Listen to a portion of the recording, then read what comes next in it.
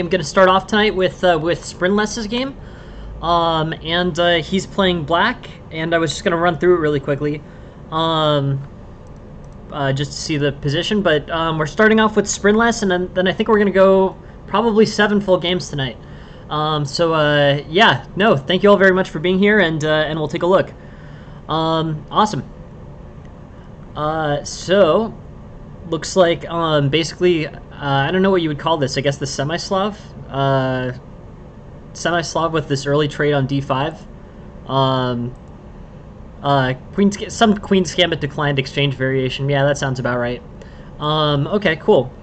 Let's keep going on this. This line is pretty good for black. One of the main problems in semi-Slav, one of the main problems in Queen's Gambit declined is issues with the white squared black bishop.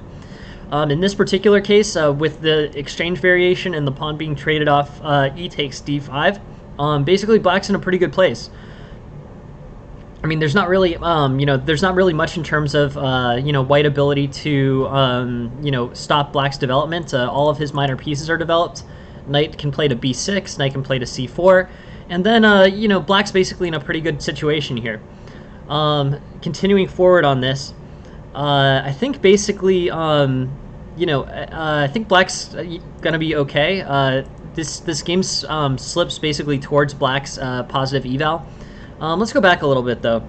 I want to see exactly where this trade turns into a positive eval for black. I think basically it starts somewhere around here. Basically right after the trade. This general c4 takes d5, e takes d5 provides that open bishop line and basically allows black to have the better minor pieces. So solid opening. So, it's always good when a white plays into this Queen's Gambit declined exchange variation. I don't think there's that many lines that end up with a positive eval for white there. But overall, I think it's a pretty solid position. Basically playable for black. The white's initiative has been stopped, and I think you can just sort of start pushing on both the center and on the on the king side here as black. You have control over the e file. You have a semi-open file for the rook on e8. The threats basically knight h3, knight to e4, and basically here I think black's just kind of smooth sailing. I don't know. I mean, the bishop looks a bit overextended on e5. A knight more naturally goes on that outpost. This diagonal is not really worth a particularly large amount, so bishop to f4 seems like a better idea. In terms of advancing this plan for black, I think you basically have the bishop pair, so that's helpful. And I think maybe c5. It looks like the d4 pawn is pinned, so I'm wondering maybe maybe some threats to do with c5. Hey, good evening, Jack. Welcome to the stream. Thank you for joining us. But yeah, so I think basically this is this is going to be pretty interesting. In terms of improvements for black, I think basically white sort of helps out black by playing this variation. Even here, this is basically equalized. Black has a solid position. Hey Smiggy, welcome to the stream. Thank you for being here. So I guess I just want to look at this opening kind of as from a big picture perspective. One of the main problems with the semi-Slav is the light squared bishop for black having a basically poor development. So giving black this open bishop, I think, almost immediately leads towards equality.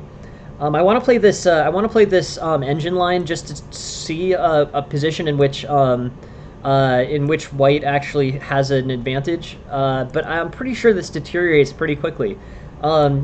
Black's minor pieces are solid here.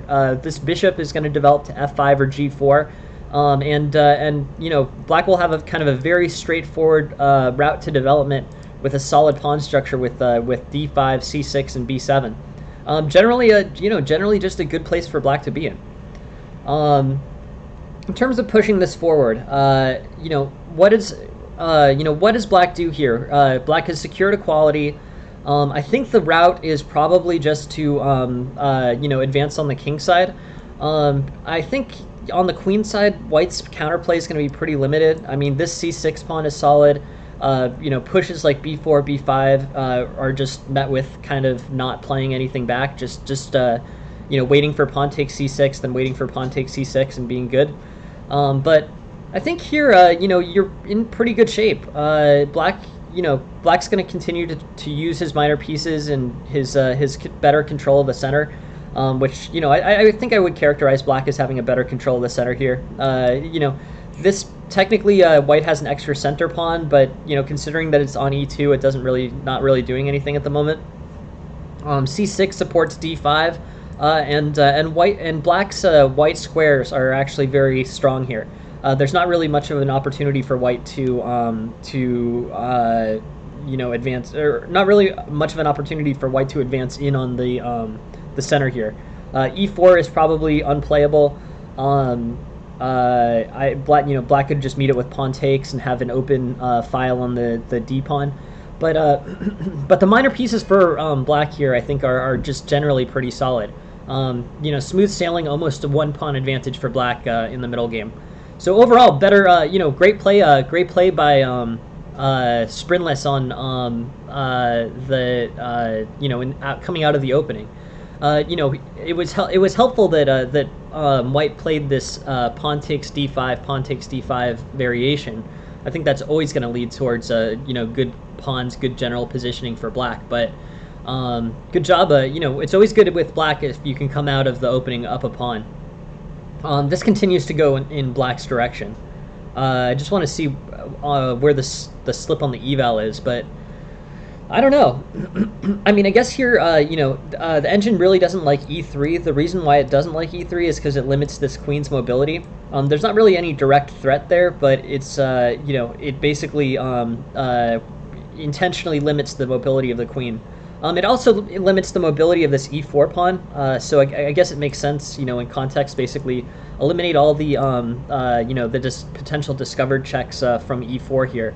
But overall, e3 and e3 basically, limits the ability of White to make any kind of threats on the king side. I'm almost tempted as Black to start playing stuff like bishop takes h4, queen takes h4. I think that's probably too ambitious, but the attack can start on totally tactics. Totally. I'm getting ready for bishop takes h4 at some point. Other things there like rook a8 or rook a6 maybe, and then with rook g6 in mind, or rook e6 with rook g6 in mind. But I think Black can start comfortably attacking on the king side. Overall, just Black is much better here without much of a material lead. But a positional lead where White can't really advance at all on the queen side, and is pretty much cut out of the king side. So overall, Black really is in a good place positionally. In this position, I think you have a pretty good pre-made attack. And then one other quick thing. Bishop takes h4 can be met with if pawn takes, rook takes d5. And then there, Black basically has a pin on the queen, but it gets his rook very efficiently into this attacking situation. So that's pretty good.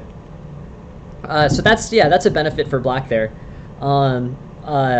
But here, I think you really just have a pre-made attack. I think Sprinless we'll take a look at the rest of the game, but I think moves like bishop takes h4, rook takes e5, and just getting your pieces into the white king side looks very promising for you. f6, bishop f4, and I think overall this is pretty good for Black. Yes, definitely some good tactics. This pin in particular I really like. Right here, I like bishop takes h4 here.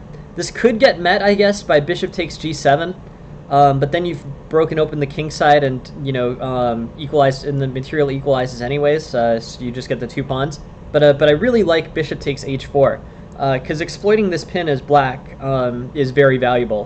Both because I assume White won't take when rook. So bishop takes, pawn takes, rook takes e5, and I assume White's not going to play pawn takes e5.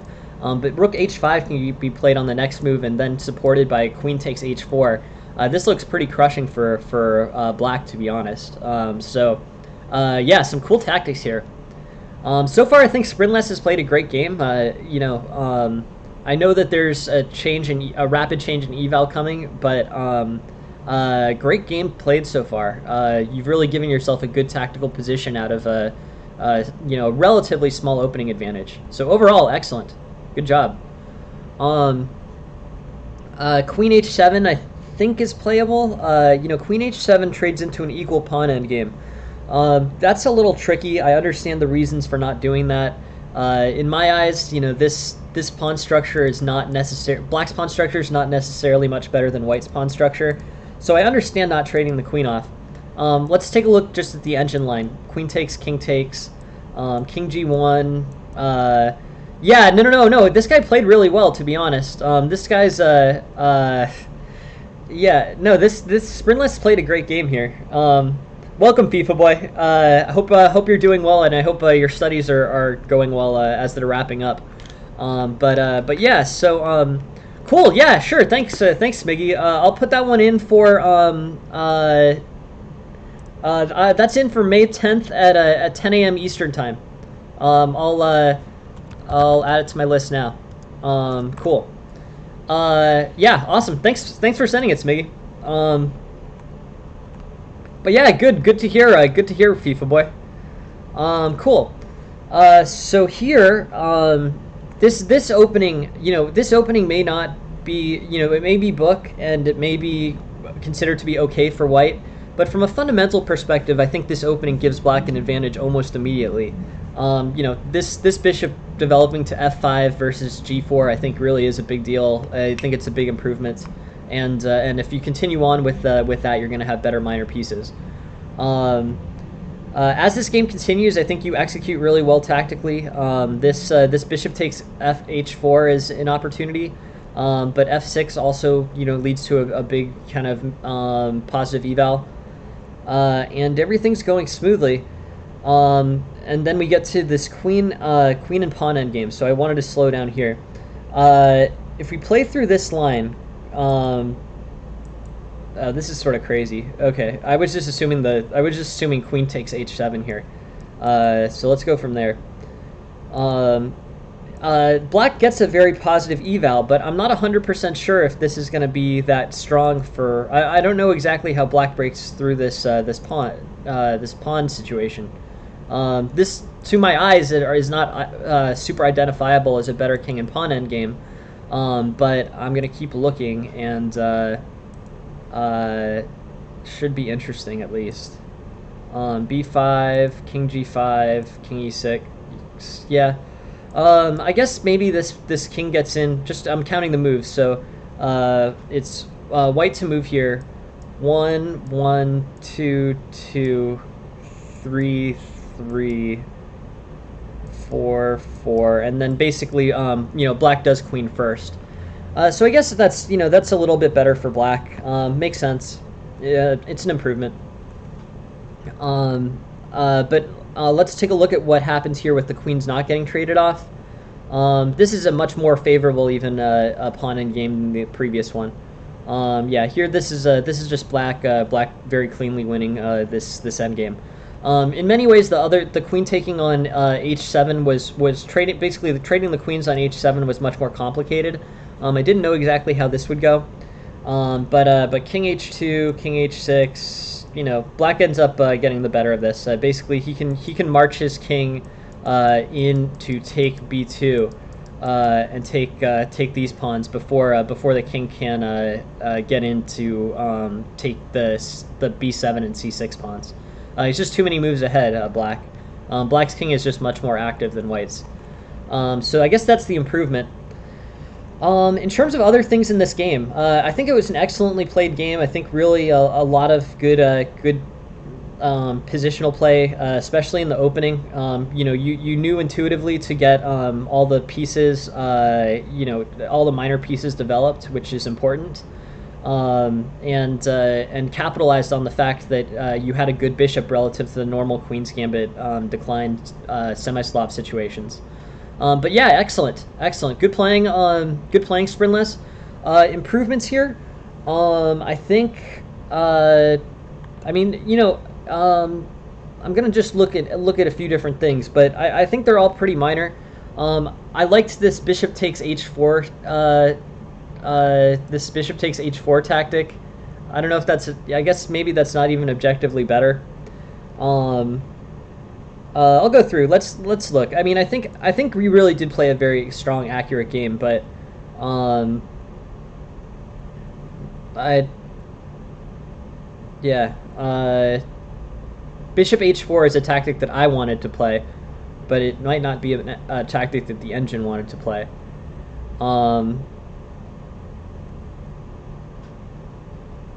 Bishop takes g3 seems a little bit unnecessary. I see that you're trying to break open the king side. I think that's good, but I think you should probably go a bit slower here. Bishop takes g3. I think that you can do better than that. Basically, king to h7, rook to g8, and assembling with more of the pieces is probably better before you exchange. I like pawn takes h4 even. I think pawn takes h4 is kind of cool because the bishop can't retake the pawn. This basically forces either a trade of the bishop or a doubling. I think I think basically pawn takes h4 is kind of a better tactic. The bishop is pinned. This does open up your king side more to attack, but I figure your king side's going to get pretty opened up to attack anyways, and you're going to be okay with it because it's going to be an open line on white's king as well. So I guess I would recommend pawn takes h4 over bishop takes g3, but you are up a lot. I mean, you're in a good place here. I mean, especially given the context of you're playing pawn takes h4 on the next move anyways, right? If you're comfortable, not comfortable playing pawn takes h4, then that's one thing, but seeing it, like, you're basically cool playing it on the next move, so you might as well play it on the move before where it's just a free pawn for you, and you also don't fix white's pawn structure. So pawn takes h4 I think is the play. Pawn takes h4, bishop takes, queen takes, and then king h7. And you're in a pretty good place. I think basically black is playing well here, and you've earned a 2.5 point pawn lead, and it's really just about closing out the game.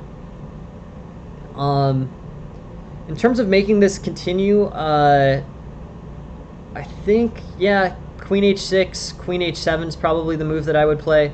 But even though it's not super, it would take a lot of calculation to realize this, and you'd have to, in a slow game, you would spend a lot of time counting out the king moves.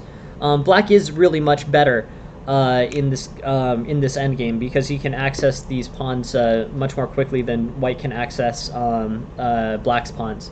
These pawns will end up passing, and then black will win. That's really not vulnerable. That's not really noticeable, like, unless you really look at it. But you see it much more clearly here, where white volunteers for the trade. Here, it's really just killing pawn endgame. But overall, great game. The only improvement that I was really looking at was pawn takes h4. I can take a look at the engine analysis and see if there's maybe a larger one, but overall here, really solid. White gave you some opportunities as well. Like, I think that general opening is probably pretty bad for white. Letting black free his light squared bishop is really something that benefits black. It's one of the main weaknesses, main thematic weaknesses of these queen decline positions, Slav, semi-Slav, all that stuff. This is the one tactical improvement that I see versus the game. But again, it's sort of nitpicking because you're already up 2 pawns. And also queen d6 here. Queen d6 keeps the queen out from g4. I think it's better to defend against this. I think it's better to defend against the oncoming threats from white into the king side. I mean, basically, black's king safety is somewhat better than white's. Not much better, but a little bit better than white's. So the engine is recommending pawn takes g3. That looks extremely aggressive. Probably, that it would be pawn takes g3 immediately with the rook on g1 is a pretty brave move to play. But I think that you do want to maintain the control over the g4 square. I'd play like king g7 or king h7 and then rook g8, challenging for this file. I'm pretty sure black will win the fight over this file. Um, but overall, very solid game. But allowing this, allowing the queen to come to g4 and then check the basically check the king and check the h4 pawn is a little bit of a misguided idea. But overall, excellent. Very solid game. I thought it was really pretty accurate. Yeah, 96.2, awesome. Right where you want to be. And yeah, good stuff. Not many opportunities for white. I'm surprised that white got such a good accuracy score, to be honest. I mean, I guess I would just say I really don't like that Queen Gambit's declined exchange variation. I feel like that's just an error. Letting your e pawn take the d pawn and free all of your pieces, free all of black's pieces when you don't have to. That seems intuitively wrong to me, but overall, awesome game, really cool.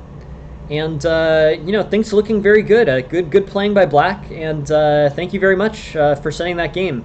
Thank you. Thanks Sprinless for sending the game. Really interesting stuff. And no, I see the improvement on pawn takes h4 from a tactical perspective, but overall, I think strategically you were in the right place. I mean, you developed all your minor pieces quickly.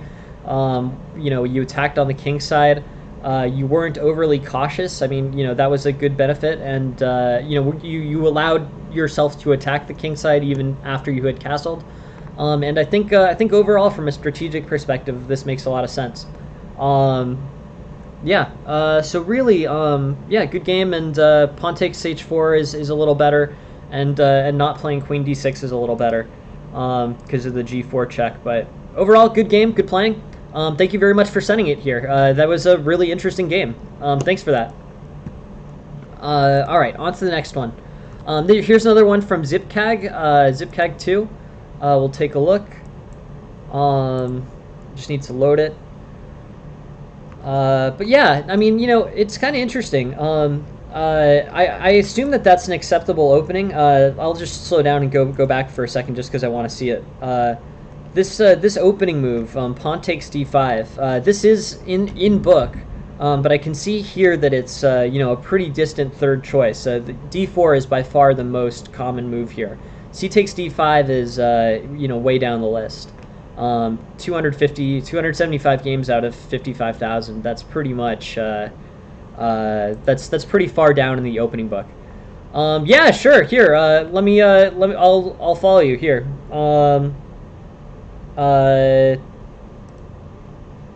Interesting. But yeah, no, totally. Here, I got a second. I do. Thank you very much for following the stream, and you're followed. Cool. Awesome. Yeah, thanks, Julio. Thank you for following and for sending material for my stream as well. Cool. Yeah. So here's a Benoni game.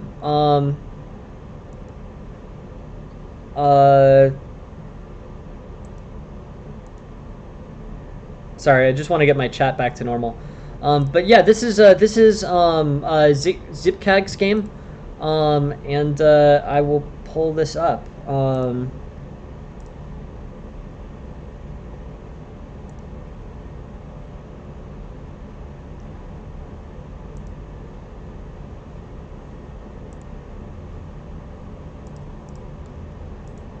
Cool. So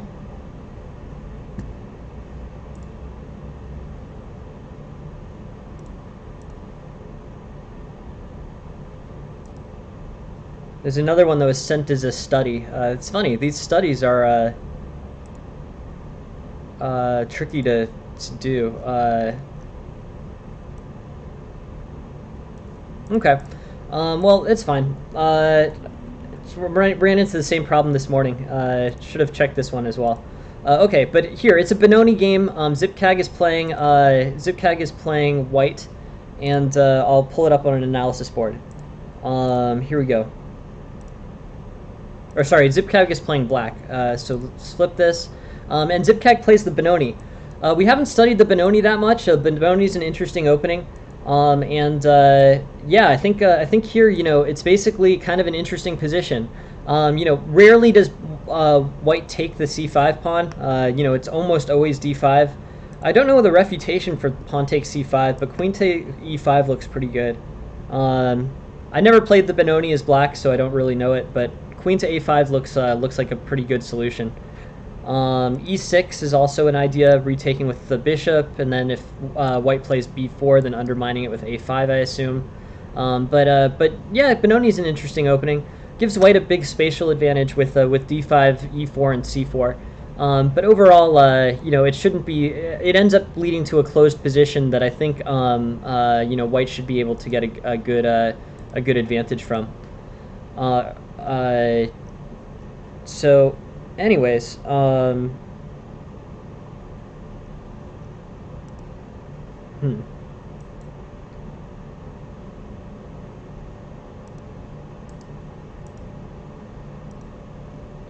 Weird. There's something trippy going on with my Twitch studio.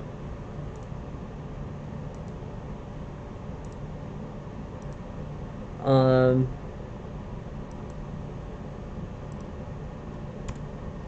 hmm.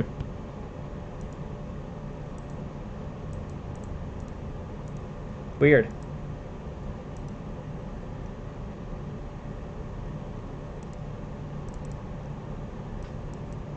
Oh, okay, there you go. Sorry about that. Sorry for that. Cool. Yeah, no, totally. Sorry about that, guys. I opened up Julio's thing and it tripped out my Twitch studio. But thank you guys for being patient. Yeah. So e6 I think is pretty good against the Benoni. I like it. I think that's the right way to play it. I'm just looking at this. No, sorry about that. I had there was some glitch on my computer, but it's fine now. Yeah, so c5 is rarely met with pawn takes c5. I mean, if we're looking at the commonness of these openings, d5 is much more common than d takes c5.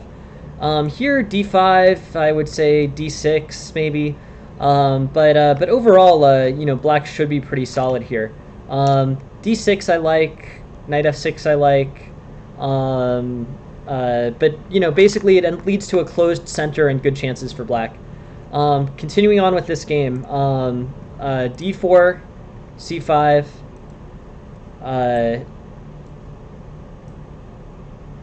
d5, d6. Okay, cool.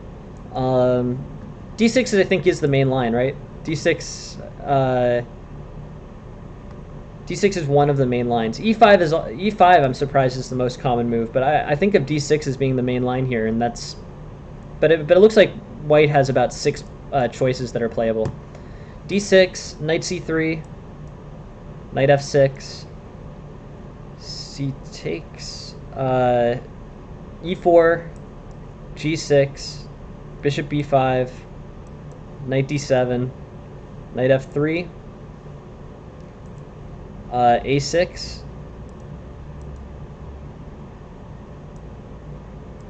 bishop takes,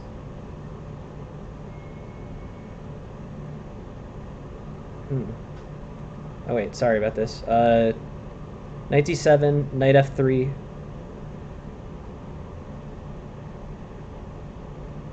Oh, sorry, not bishop g5, bishop b5. Sorry about that. Jeez. Bishop b5, knight d7, knight f3, a6, bishop takes d7, bishop takes, castles, knight e8.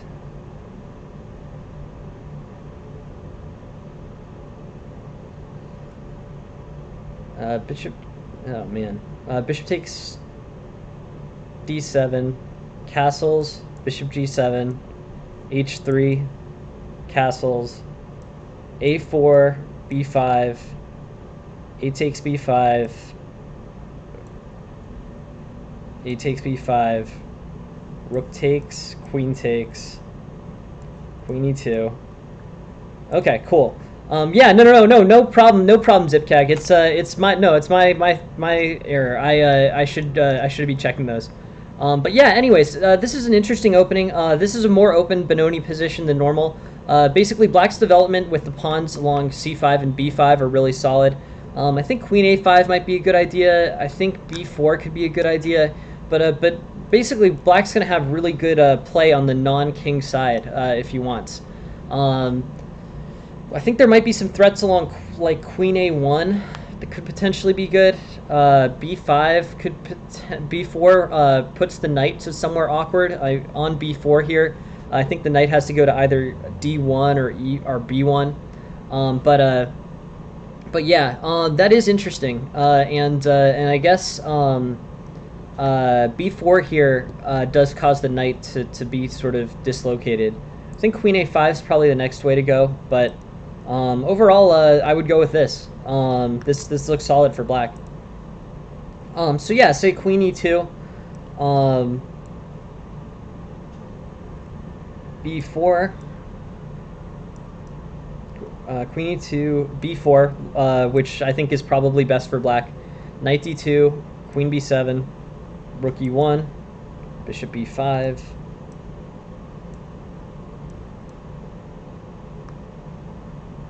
Sorry, Rook E1, Bishop B5, Queen E3, Knight D7, B3, Q8.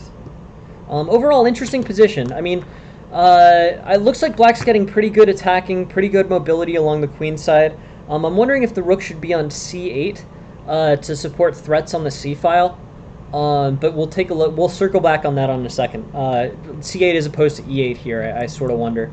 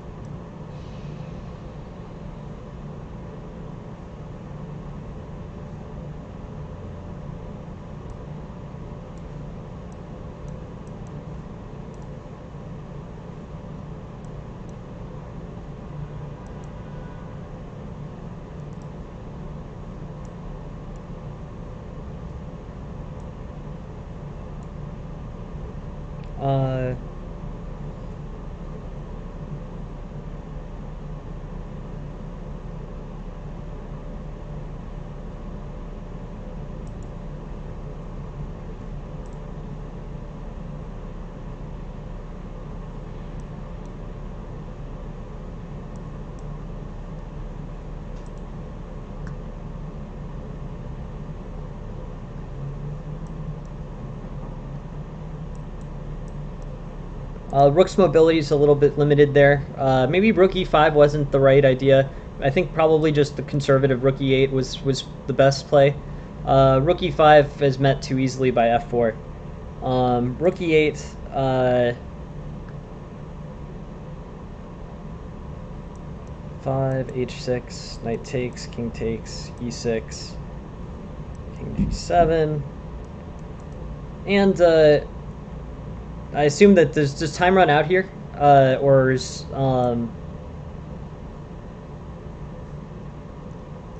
sorry, I just want to make sure this is the full. Okay, gotcha for sure. Yeah, no, totally awesome. Yeah, thank you very much for sending it, Zipkaga. Sorry, I'm slow. I'm slow about this. But yeah, I like black's position here. Yeah, I think black's doing just fine. For sure. You're up a piece. The e6 pawn is dangerous. I think you can play like knight f6 and queen e7 is probably the best strategy. Or maybe knight. I don't know. I have to look at this for a second because this isn't as obvious as I think it is. It's I think queen c6 maybe.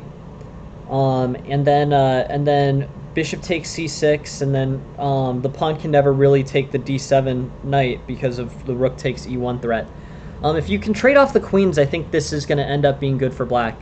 I'm thinking like queen c6 could be the right idea, but queen c6 and then pressure on the e6 pawn. So queen c6, and then you're fine with trading. I guess it's white to move. So we'd have to see what white does next. But I don't think that pawn takes d7 is ever completely playable here. Basically, I think this ends up being sure. Yeah, no problem. Let me. Oh right. Okay. Yeah, I was looking at. You're absolutely right about that. Sorry. Knight g5. Rook e5, f4, rook e7.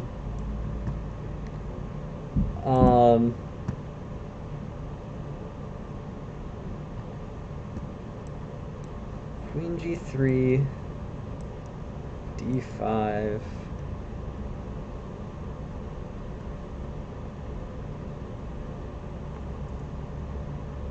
Sorry about this, man.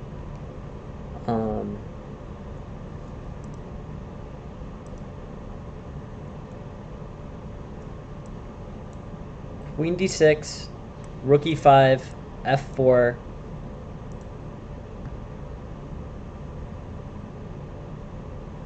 Rook E8.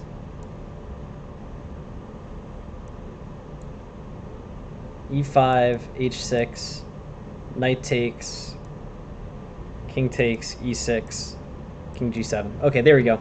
Sorry about that, Zipcag. Thank you for being patient. It's my fault.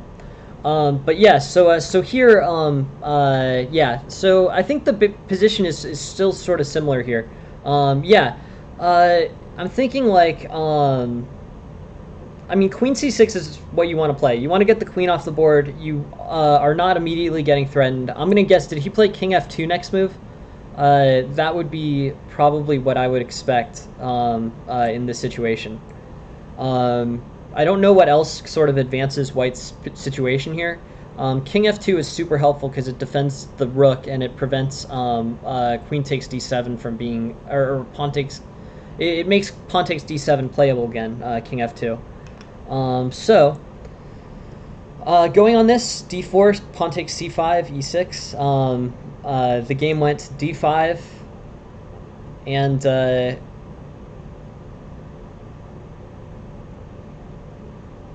yep, Bishop G5, Bishop E5.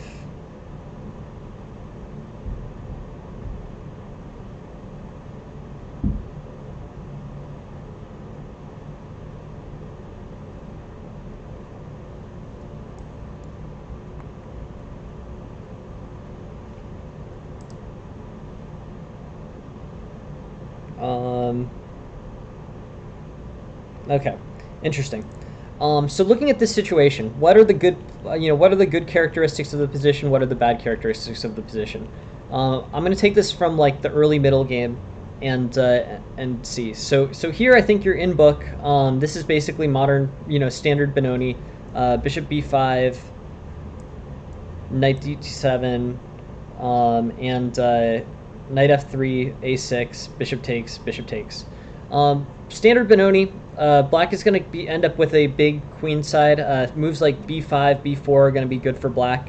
White's probably going to try to expand in the center. I think maybe Bishop F4 and then E5 could be the main strategy for White. But overall here, I think black has very solid control of the queen side. I think this queen side advantage is basically, what black is playing for in this game. So white, basically is focused towards the center. I think there aren't really that many great breaks for E5 is interesting.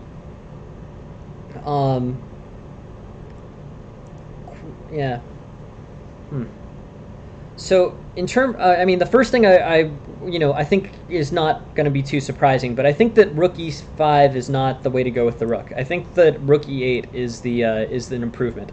Rook E5 like facilitates F4, and basically means F4 is a move that advances White's goals here. White's goals of basically passing the pawn on E5 and creating problems for black in the center.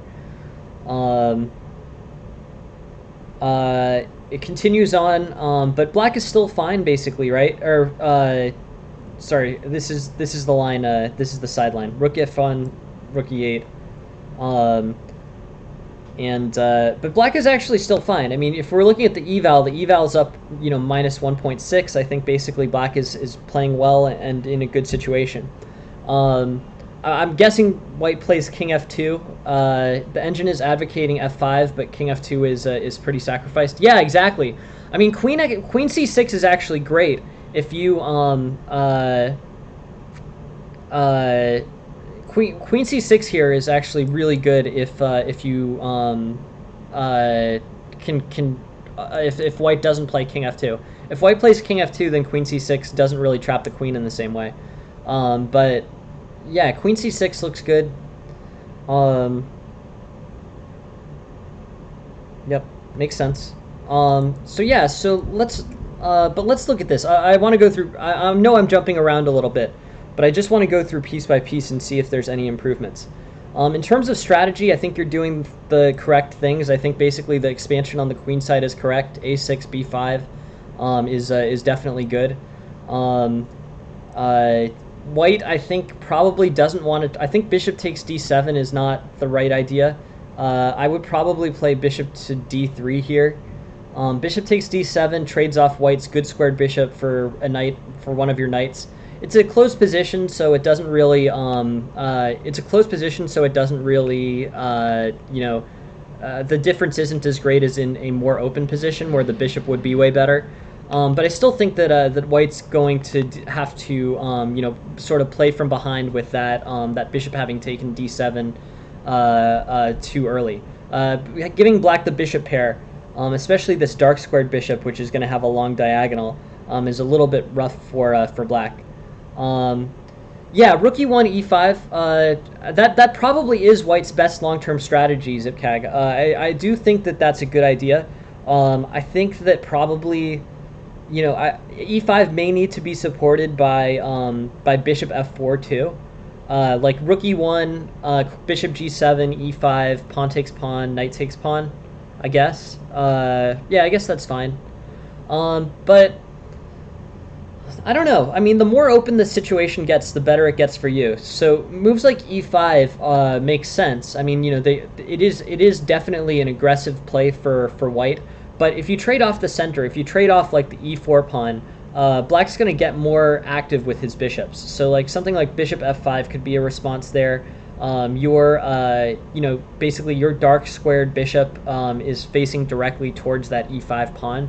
But I understand the point for sure. I mean, I think that's where White's best chance at play is in the center and with advancing these pawns. So things like bishop f4, e5, knight takes e5. And then pushing as hard, as he can in the center. I don't think that the advancements are going to be on the king side. They could be, but what's really obvious, or what's the most clear in terms of advantages for either side, is your queen side is looking great now. These pawns are so extended that basically they're not part of this this flank attack. B5, B4 is really solid. And I think that's going to hold up pretty well. H3, castles, A4, and here I think basically Black has complete control of the queen side. This makes a lot of sense. I understand why Black is up here. There's still ideas with rook e1, e5 like you were talking about, and I still think that's probably White's best chance. But White's really kind of playing in a difficult situation. Things like maybe, I don't know, like queen d3 could potentially work, but White needs to clear out this queen side, and he doesn't really have great resources to do it. Bishop e3 could be something, but it's just tough. I mean, this is just a big lasting positional advantage for Black. The engine suggests e5 immediately. So e5, knight takes e5. I think this is probably, yeah. I mean, this is a challenge for Black, but this queen side is still just really solid. Another thing about this is, I think maybe playing d takes e5 isn't the best move here, or I guess the engine says it is, so it probably is. All right. I guess I was thinking about maybe knight e8 and then pawn takes d6 just to keep all these pawns together. But I guess this pawn structure is also fine for Black. These two pawns aren't particularly vulnerable. You can just sort of play bishop e8, and you'll be in a pretty good place. In terms of moving forward with this, yeah, these advanced pawns, b4 is good.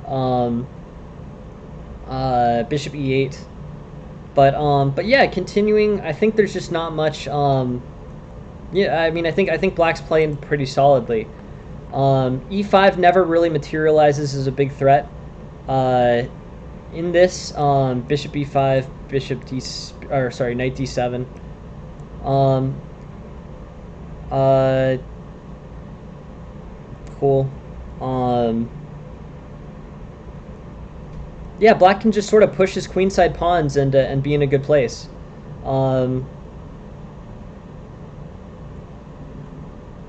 I want to slow down here too, because this position, this position should be good for black. I think maybe trading was the wrong idea here.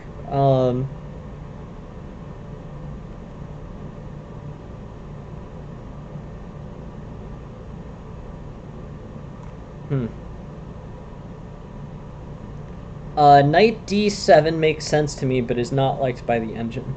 Knight d7 is solid. I mean, it basically prevents this e5 push, as well as the fact that it can kind of be maneuvered to b6 and c4, and that'll be a good play for black. Just good general maneuvering with that knight, f6 to d7 to b6. That seems like a solid place to put the knight, c4. But yeah, I'm sort of curious, where does this sort of slip away? E6. Maybe here, knight f6. I think trading off the bishops is probably not right. It is your good squared bishop, and white is matching you on this diagonal. But I think maybe something like knight f6 could be good, just to keep the bishops on the board. You have the bishop pair, so you're getting extra mileage of your bishop versus his bishop. I'm also wondering, maybe knight e5? Could this work? No, it doesn't. It hangs that pawn. Okay. So f6. Yeah, you probably just want to keep the bishop on the board. I would hold on to the bishop pair. I also sort of wonder about rook e8 as a general move. I know this was played a while back, but rook e8 versus rook c8. I think rook c8 might be an improvement. With rook c8, you really have kind of a longer lasting kind of material advantage. Yeah, I think basically rook e8, has value in that it holds against one of white's most active files. But I think that rook c8 or I like rook a8 too, actually. But those give much more mobility to the rook. I mean, if the rook is on e8, then it really can't go anywhere until like e6, pawn takes. Could potentially become pretty valuable with trading off this e pawn. But if you place it right on a semi-open file like this, this looks like it could help black. Like c4. Pawn takes b3, rook threats on c2. This makes sense to me as black. You could probably get the knight to c5, but in general, I think you're in pretty good place. Pretty good place here. I like rook c8. Hey, Kiro, how are you? How's it going? So yeah, so I'd say rook c8 or rook a8 over rook e8. Anyways, rook e8 is fine too, objectively. It's on the stream, or it's on the Discord. I could take a look. I don't think you're on it for tonight, Kira.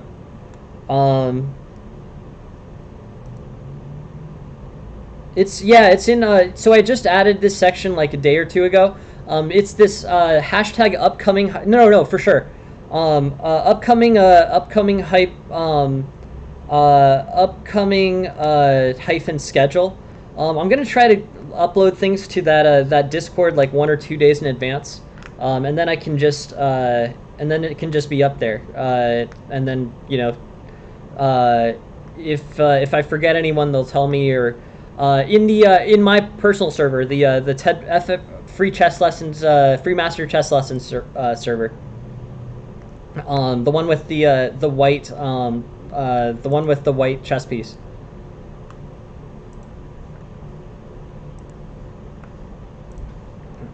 Yeah, no, for sure. But yeah, so I'm gonna start doing that, and I'll put the schedule up there on advance. Hopefully that'll be helpful. Um, Rook takes, Rook e7, and then Queen d6. But I'm sort of surprised that the eval shifts so much, to be honest. I feel like everything is going really well for black here before the bishop gets trade off. And then once the bishop gets traded off, bishop b2, knight f6. It's sort of tricky though. Like what else? You know, f6 and knight f6 do look sort of awkward facing off against that bishop. I guess maybe f6. I guess I could understand f6. One of the benefits of f6 is that it basically holds this e5 square. Then you can with f6 you can basically play knight to e5 and be okay. f6 does temporarily limit your bishop's mobility, but it gives you such a good outpost like this knight e5 square. You might also be able to play e5 after this, and then comfortably play rook takes e6 after the en passant. Then you could get pressure on the e4 pawn. So I'm thinking like here f6, and then say like queen d2, and then maybe I don't know. Here I would probably, you know, queen d2 is the engine move, so it was better than what would be actually played. But say like g4 or something like that. Then I would play like e5 or e6, and I feel like this would be pretty good for black. He'd probably en passant you. You'd play that, and then you'd have the potential for threats on e4. That's one possible way that I think that this could be continued.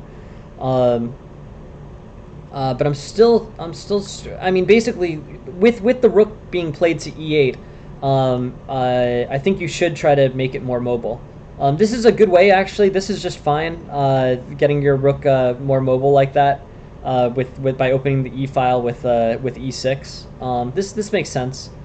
But I'm still sort of curious. I don't understand where this slips so much towards white.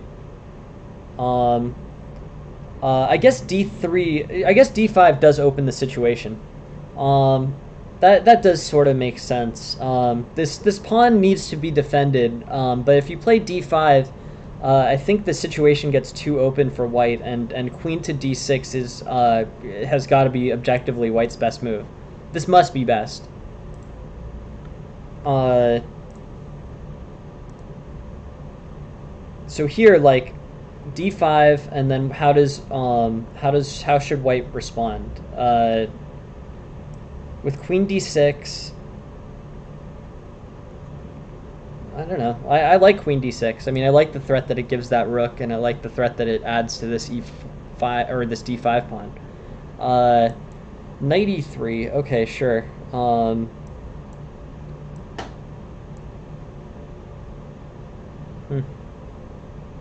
Interesting.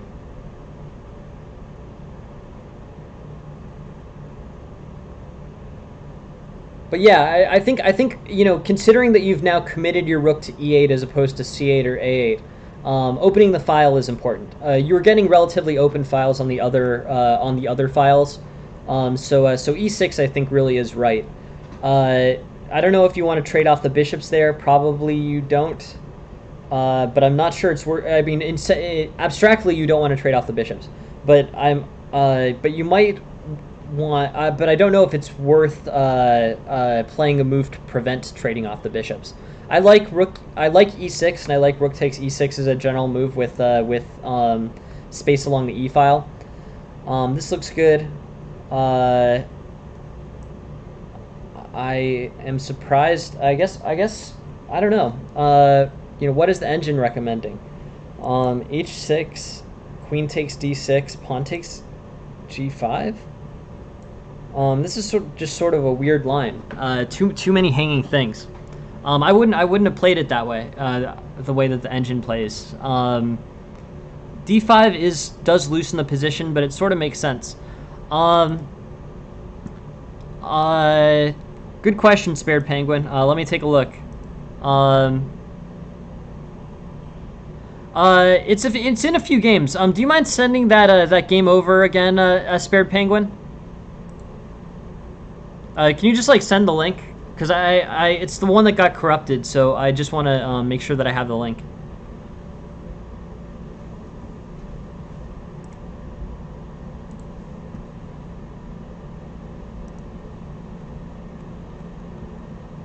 Okay. Anyways, on this game, d5 I think is basically I think d5 loosens the center in a way that it probably shouldn't be. Queen to d6, rook e5, f4. So rook e5 is definitely inefficient if you're just basically moving it back. Rook e8, and I think you're sort of I think you're in trouble basically as black. Knight e3, and white will start sort of developing moves towards you. Here, yeah, f4 I think is better. Yeah, just send me the link, Spared Penguin. I'm pretty sure yours was the one, the link that was, yeah, okay, cool. Yeah, awesome. Thank you very much for sending it over, and we'll look at it. Oh yes, sorry. Jeez. I'm sorry, I'm really off with my spreadsheet. Yes, your game is next. Thank you very much, Spared Penguin. Sorry about that. As soon as we're done with this game, we're on to the next one. But yes, we'll do yours next, Spared Penguin. It was in the schedule. I just had it labeled badly. I'm working this all out. Work in progress. But yeah, so d5, queen d6, and I think this is better. But I sort of want to see, you know, where can black maintain his edge here? Because here, you know, you're basically up half a pawn. I think that things are going very well for black. You know, the queen side is basically under your control here. And with this, I mean, it seems to move towards equal. I guess d5 is really the move. D5 just loosens this pawn structure up too much. You know, among other things, it makes e5, you know, it basically opens this diagonal and it takes away your potential for an outpost on e5. So yeah, so e6, knight to e5, I think that's probably a good idea. But the d6 to d5 I think was kind of misguided. Basically, you know, you want to play moves that keep white out of your position here. Things like queen c6, and you hold d6, and the queen never really gets in. With d5, best case scenario, you know, the queen is still getting into your position. If you want to, basically, you want to avoid that generally. If the queen you know, if you can avoid letting the pieces onto your side, like 6th rank or further, you probably do, because those squares are the ones that are the most frequently dangerous to you as you know, as black, basically. You know, if you're playing black, you don't want to let white pieces onto 6th rank or further. In this particular case, I don't know how terrible it is. This, you know, this is I don't know. It's not that great. But the fact that this d6 pawn is still being left alone, and this you know, this center is not basically, d5 is causing some problem. D5 causes problems in the sense that it lets pieces in. With like queen c6 here, I think you know, knight e3, knight d5 is still a threat, but at least the piece doesn't get into queen d6. Yeah, right. Well, is it actually forced? I want to see the full thing here. So queen to d6, rook to e5. This definitely limits the queen's mobility. But maybe h6. So d5, queen d6, and then rook e8.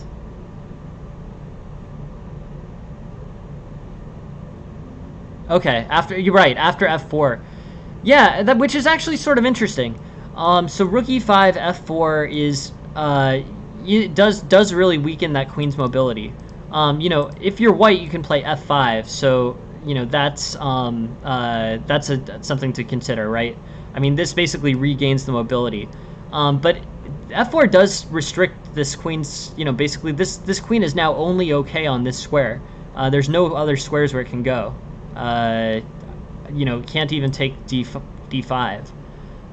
So rook e5, I guess, is dealt with by rook f4, but that is more restrictive to white than I was thinking initially.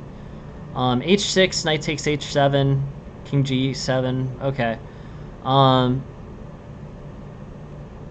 Yeah. The engine is saying play h6 immediately. So like here even, queen d6, rook e8, and then on knight e3, h6. Here I don't think it's just trapped. You know, basically here the queen is not trapped, right? I mean, the queen can play queen takes d5, but it's still getting suggested as a general move. So here, like e takes d5, hx g5, knight f5, and then this wins that exchange. It goes into sort of some tactical sidelines, but I don't know. Overall, pretty solid, but I really do want to give, you know, I do want to see if there's places here where you can improve. Generally, I think this is a pretty well played game. Knight f3, bishop takes, cool, looks good. I'd play b5 here. Black is looking solid with an improved, and solid queen side. Moves like b4 I think are really good idea.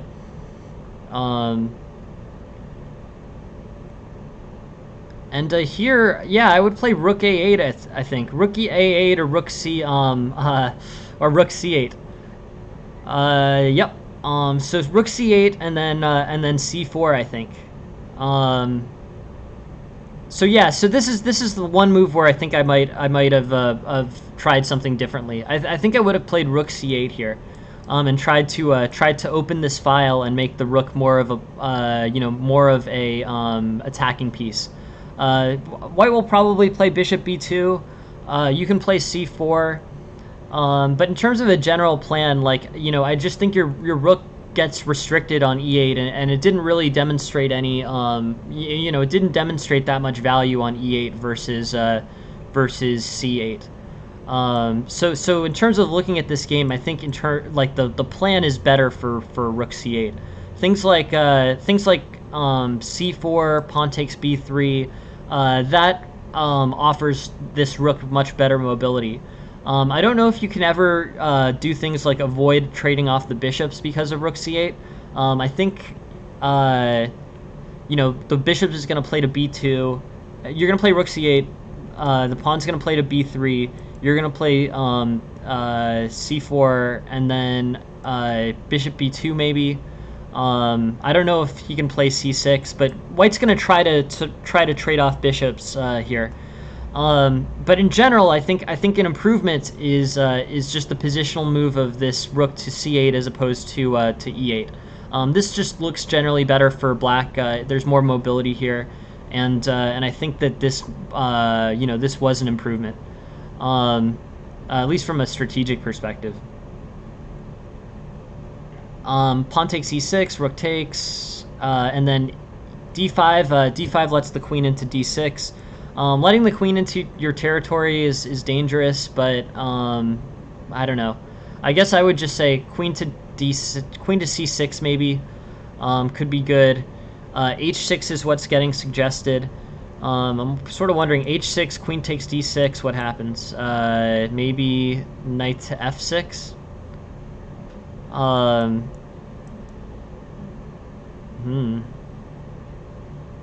Knight to f6, knight f3. This isn't so obviously better. I guess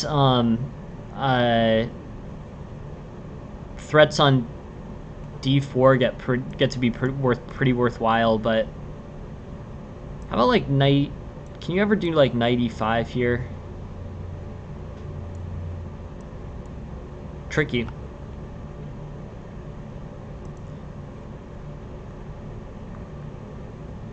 h6. Queen takes d6, knight f6.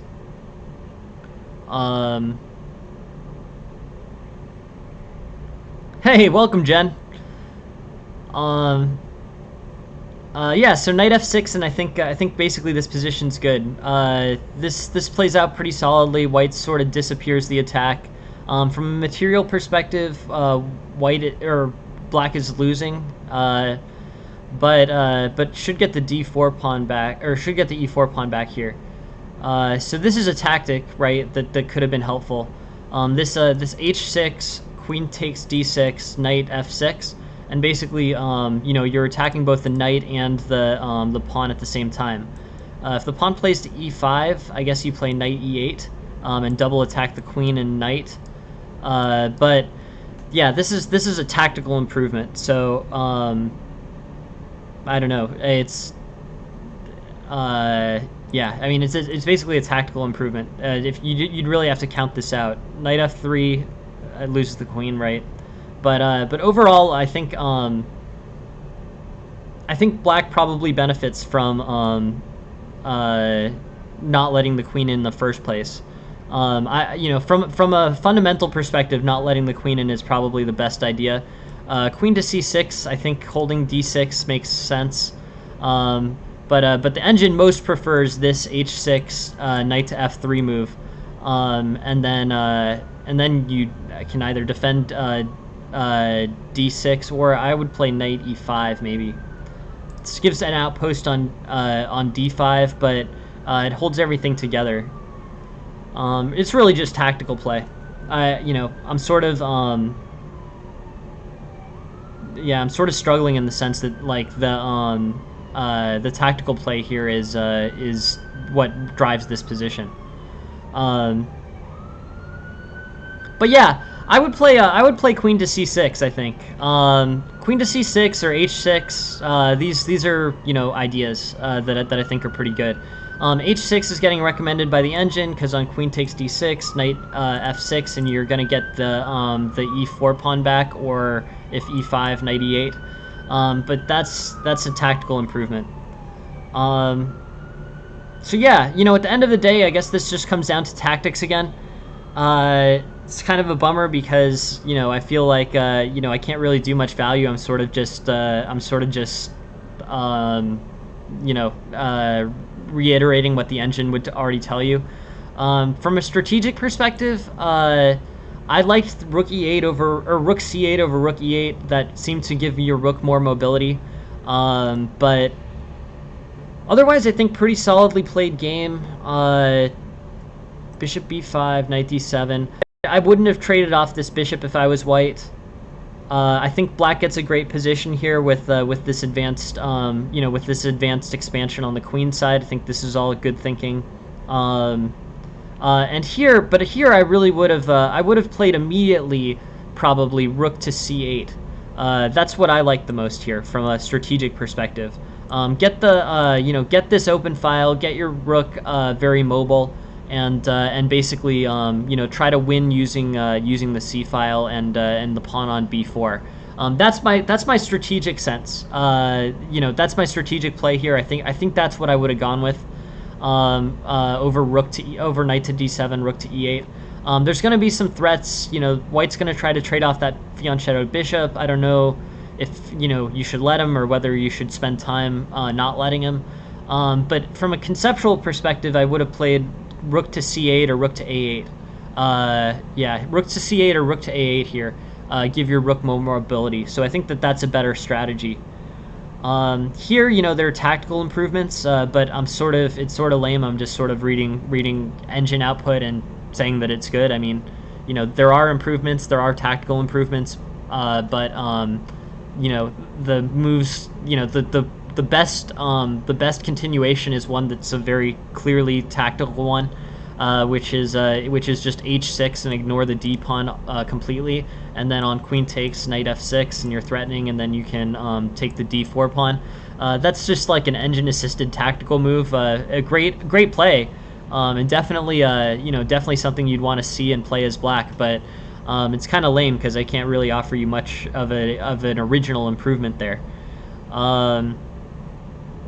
Anyways, this game continues on. I just want to go to the correct line. D5, queen d6, rook e5, which allows this sort of double-edged rook move. But you're already in a situation where there's almost equality here.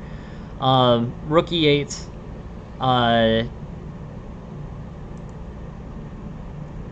So queen d6, rook e5, f4.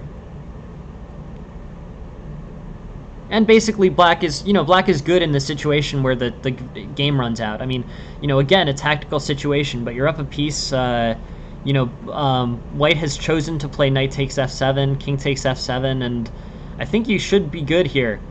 King g7, and the pawn can't even take d7 immediately, so you can save the knight.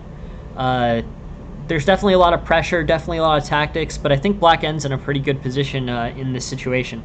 White probably I think white plays king to f2 on the next move. Maybe he doesn't. Maybe he does. Maybe he doesn't. But you can respond to that with knight f6. You basically just move the knight on the next move, and you're up a piece. Overall, very strong. Just not not much in the way of. Wow, is that right? 99.7. Jeez. Am I looking at this wrong? I don't know, whatever. I probably did it wrong. But here, yeah, I don't think that's right either, Zipcag. I think it's doing something unusual, and I don't. Yeah, no. You're totally right. It's just some weird thing that happened when I transcribed the thing. It's definitely not that good. Zipcag. Yeah, no, like this is a blunder. Yeah,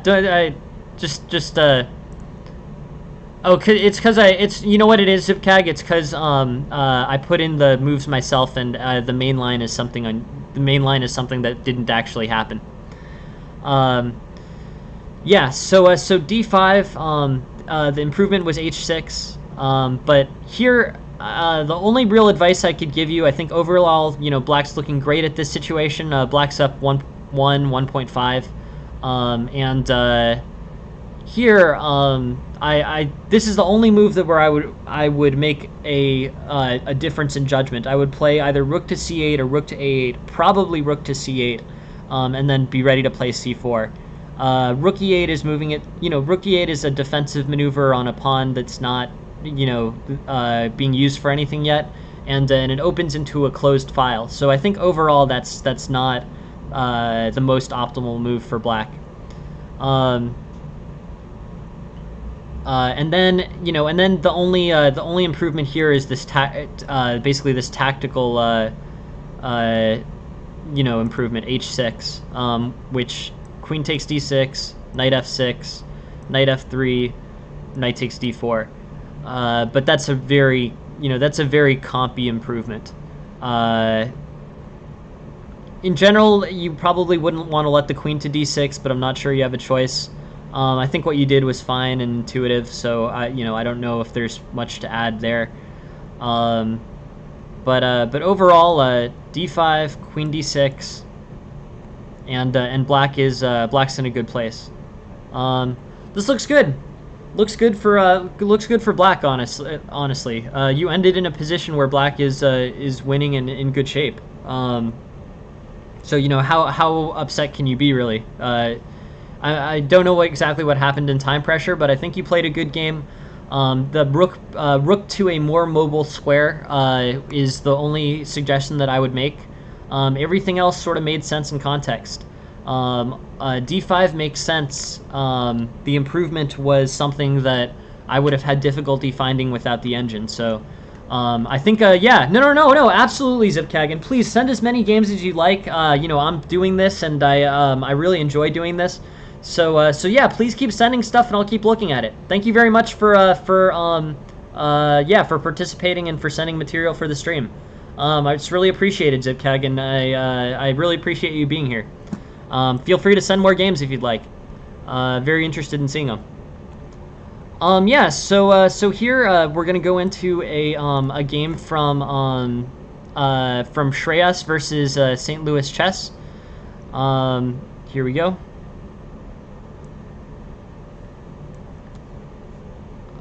Okay.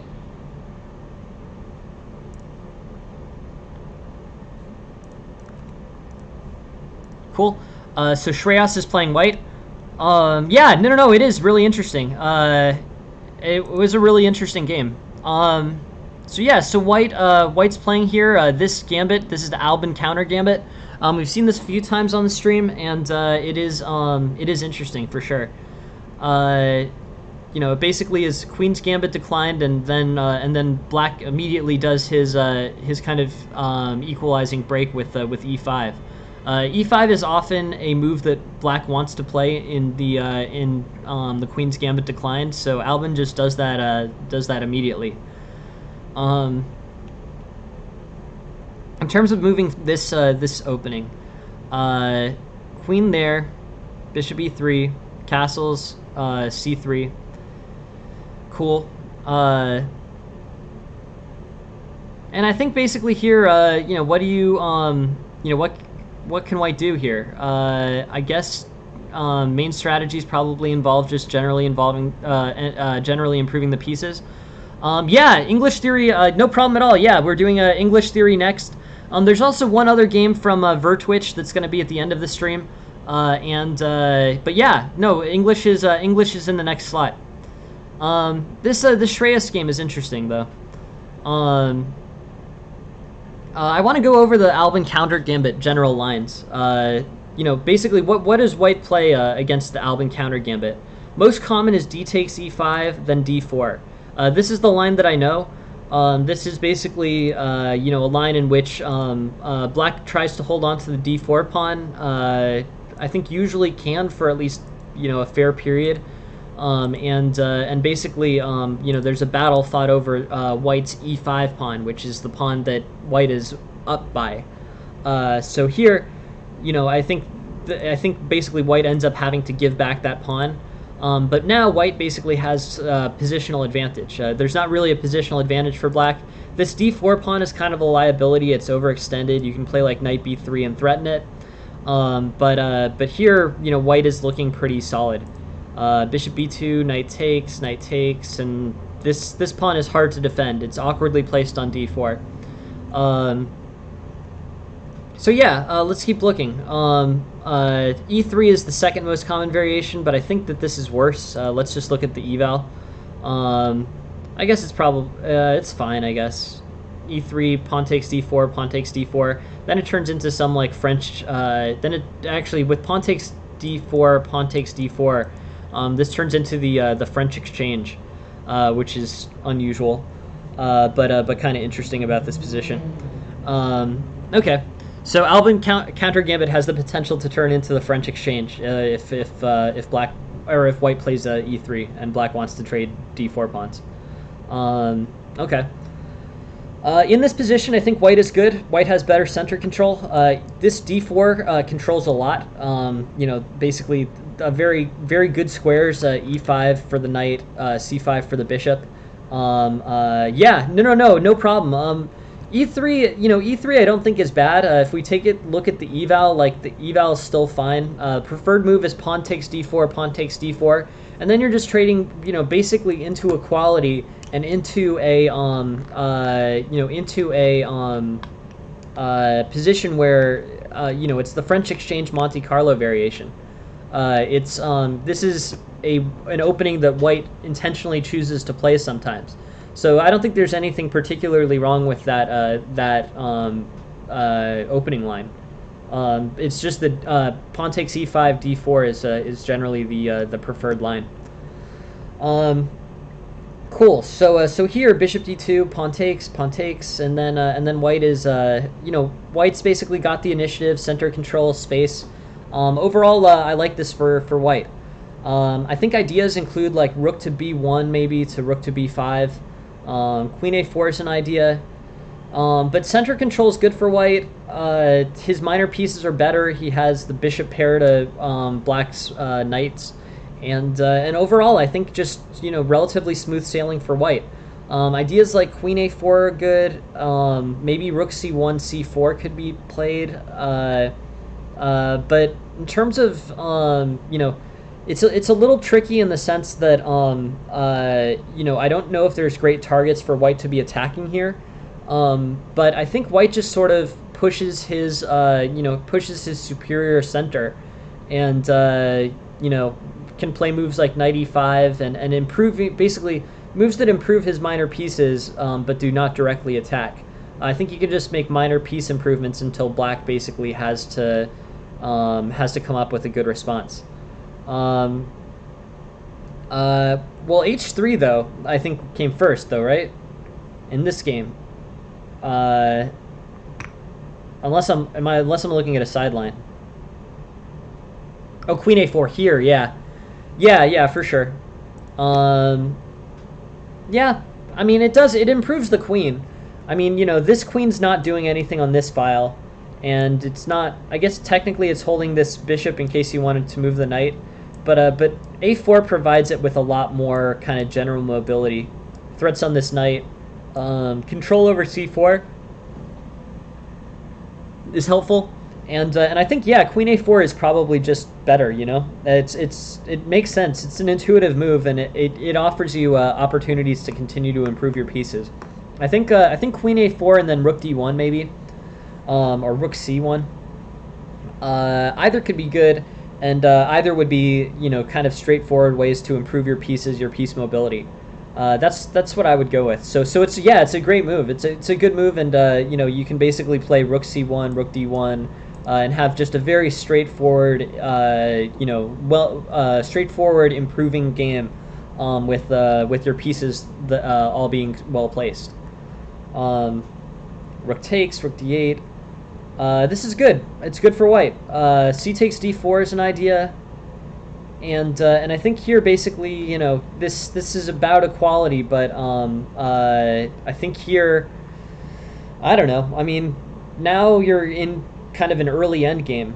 I want to just slow this down because it seemed to turn into an end game really fast.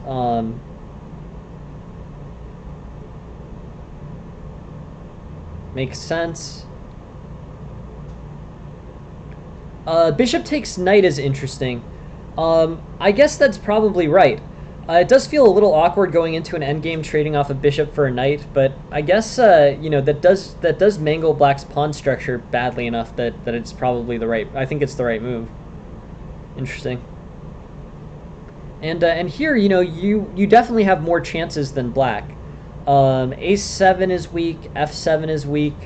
You both have 3 pawn islands, but I think the doubled pawns make black's pawn structure noticeably worse. Now I think you're drawn. These pawn structures I have to think are about the same.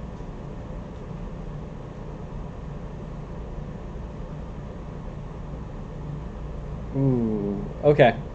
All right, so there's I think here you're pretty much drawn. Like this, I feel like at this point this should probably be a draw for white. I think h4 is just an attention related blunder like that.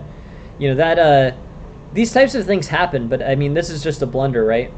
I've made many in my life like this. I think there was not much except the idea that the rook wasn't the rook can just take it. So yeah, that's a bummer. This is a very drawn game. This should be a draw.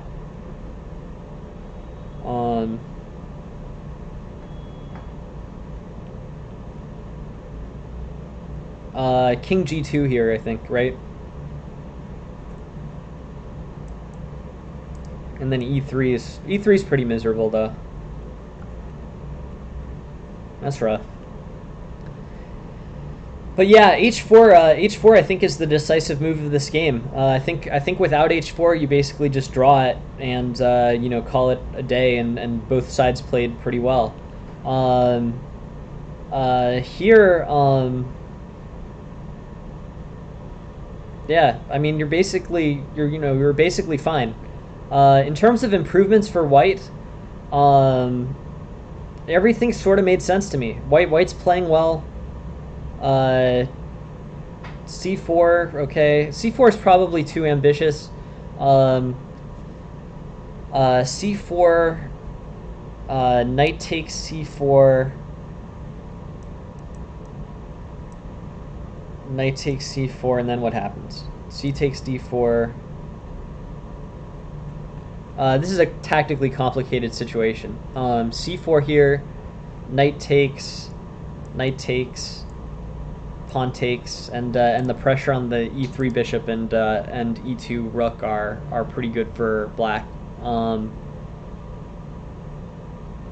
But yeah,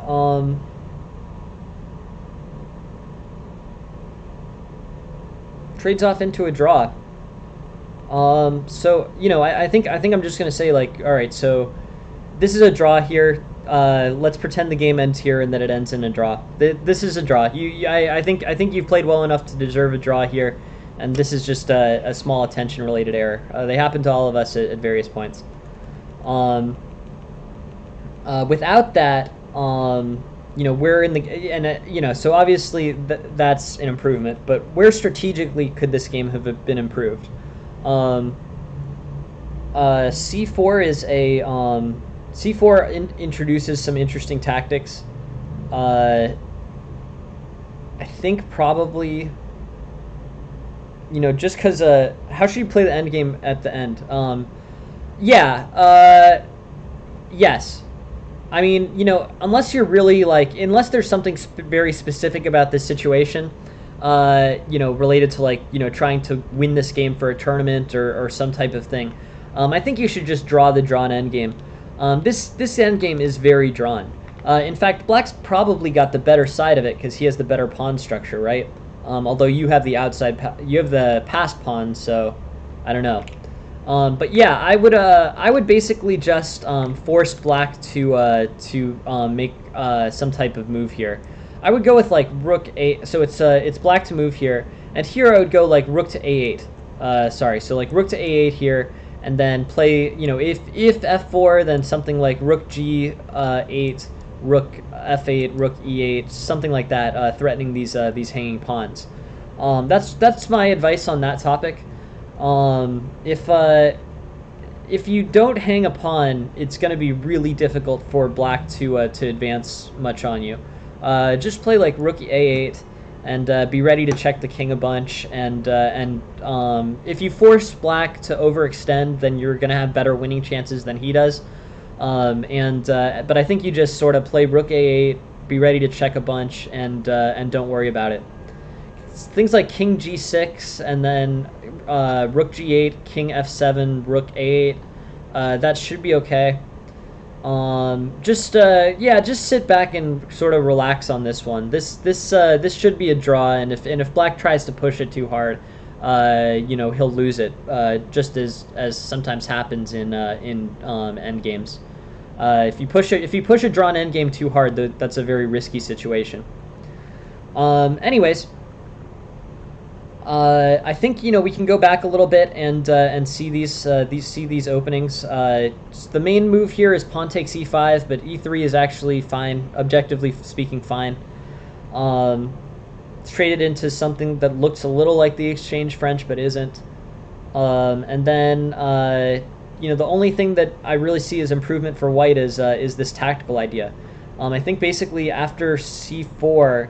Black can go into this continuation, knight takes, pawn takes, and this ends up being good for Black. So that's just something to keep in mind. Also, the same thing I think can happen on the next move as well. But that tends to be that basically is a small tactical improvement that the Black could have made, or that the White could have made, not allowing Black this counterplay with knight takes. And then pawn takes d4. Other ideas, I think basically this has been pretty good, makes sense for White. I like the trade here.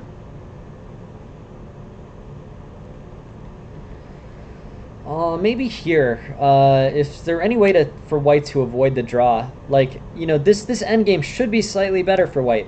White has a better pawn structure. These f7 and f6 pawns for Black are a problem. So here, I don't know. It seems pretty solid. c4 allows this tactic, but that tactic is not so great, and overall just generally trades into a pretty tough endgame for White to win. Just looks very drawish at the end. Right here, I think the best you can do is draw this. It's a very accurately played game too, but yeah, I guess I would just say here, just let it be a draw. Don't push it too hard. Let Black try to push it too hard, and if he does, then you'll get to capitalize on it. But unfortunately, you guys have both played a great game. Yeah, Black played a 98.2% game. I mean, you guys are playing well. Um, in terms of errors, I think basically 90.6, but all of that is based off of what happens in the very end of this game after you play H4. I'm just gonna take it back and actually let's just clip this. I'm actually sort of curious. If we go to this analysis and play instead of H4, I just want to delete all the moves after H4. So let's say the game ends here, and I want to I wonder if I can just delete this.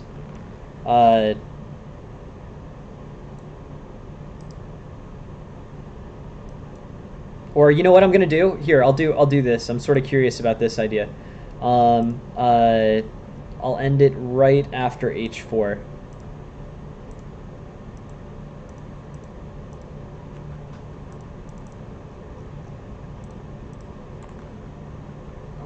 So I'll, like, play it to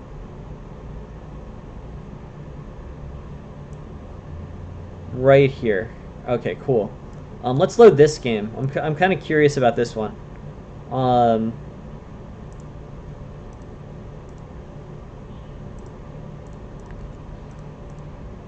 So let's say it ends right here. Then what's the accuracy?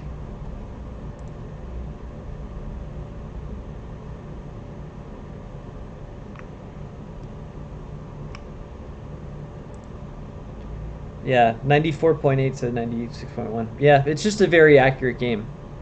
Yeah, I mean, basically you got dinged hard on the accuracy with that end game, but overall a very good game, good playing, and I think other than some of these end game errors, you really were in a good place. Yeah, very solid. Let's see what this mistake was. Knight to E5. Yeah, it's just a well played game. What was just since now we've used the computer analysis to identify the mistake. What was so bad about knight e5? G4 was better. Okay.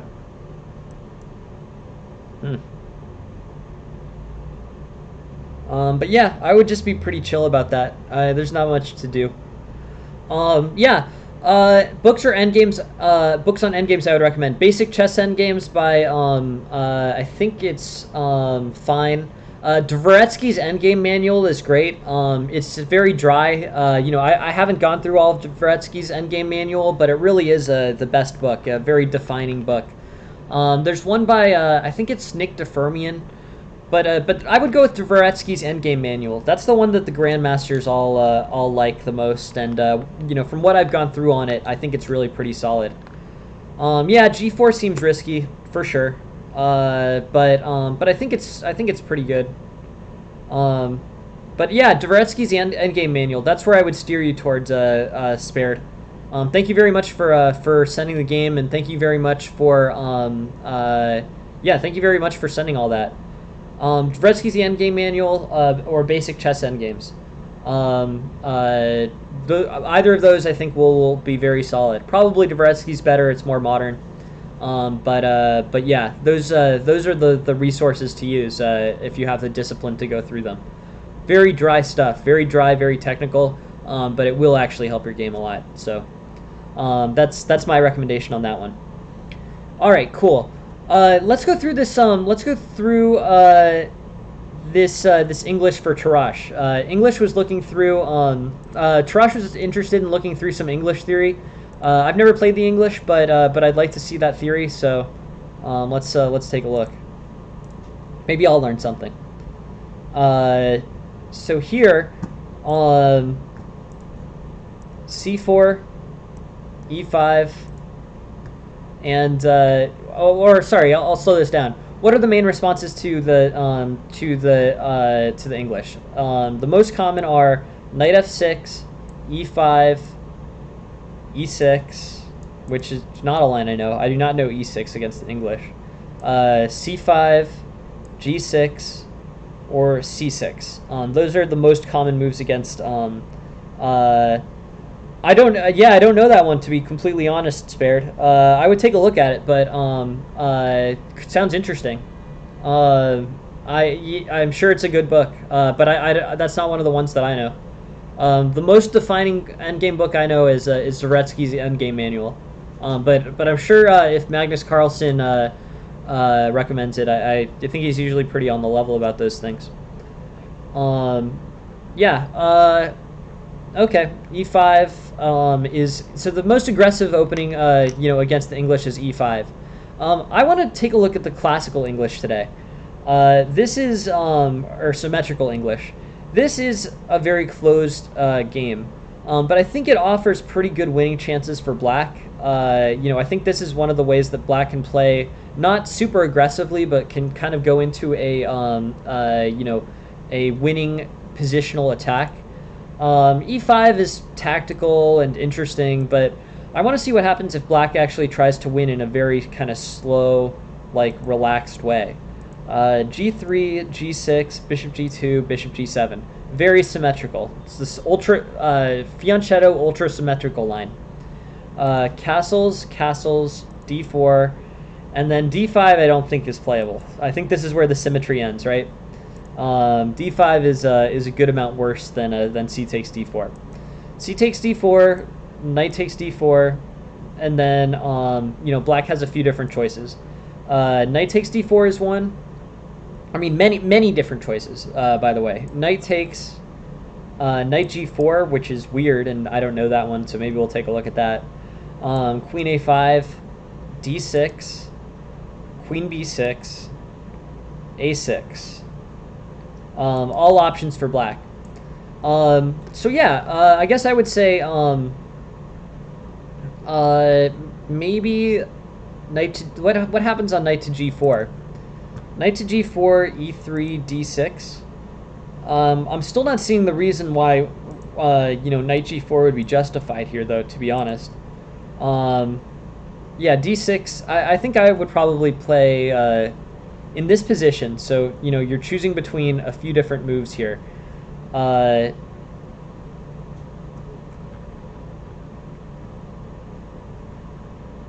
D6 is the most common.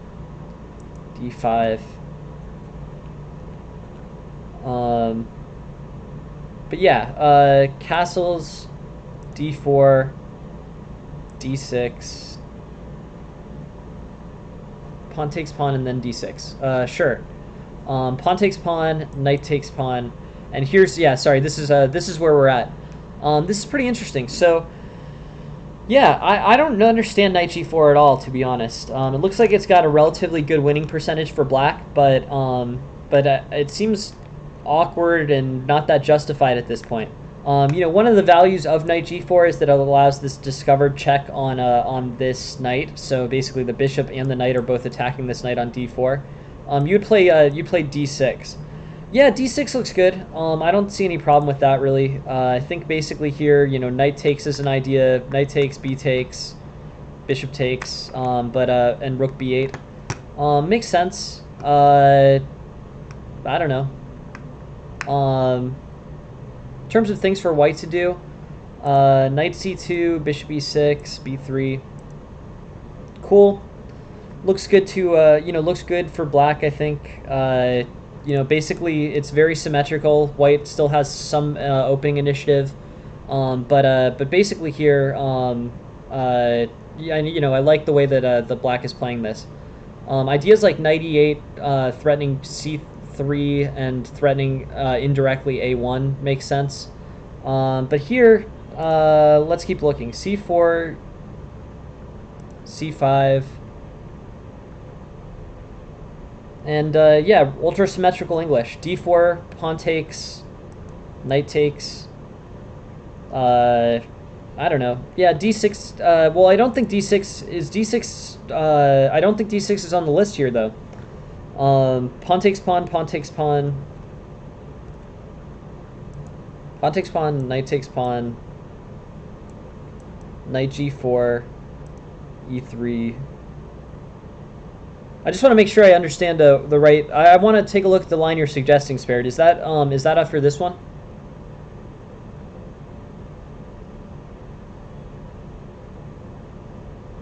C takes d4, knight takes d4, d6. I think in that particular case, this knight on c6 becomes undefended. Doesn't it? So knight takes c6, pawn takes c6, bishop takes c6, rook b8. I mean, I guess, you know, black gets good compensation here, right? Like this threat on b2 is pretty solid. Bishop can play to e6 and have threats on c4. That makes sense, I guess. But yeah, overall here, I think black's in pretty good. You know, black's basically in a pretty reasonable place. The white eval is not that great. Queen a5 is probably, you know, I guess the suggested move. But I've never even seen the knight g4 line, so that's interesting. Let's look at the queen a5 line. This keeps this this knight fully defended. The issue with d6 is, you know, it basically gambits a pawn. It might be worth it. It might be a good threat on b2. You know, I do feel like black gets like good positional compensation for this. His pieces are better. But with rook b8, I think he's gonna have you know, it's gonna be sort of tricky to regain that sacrificed pawn. I play queen a5. This is what I like the most here. Knight b3, queen h5, e4, queen takes, and I don't know. I guess d6 maybe. d6 followed by knight to b4 and knight c2. That could be good. Maybe knight e5. Overall, interesting stuff. Hey, welcome MW. Thank you very much for being here.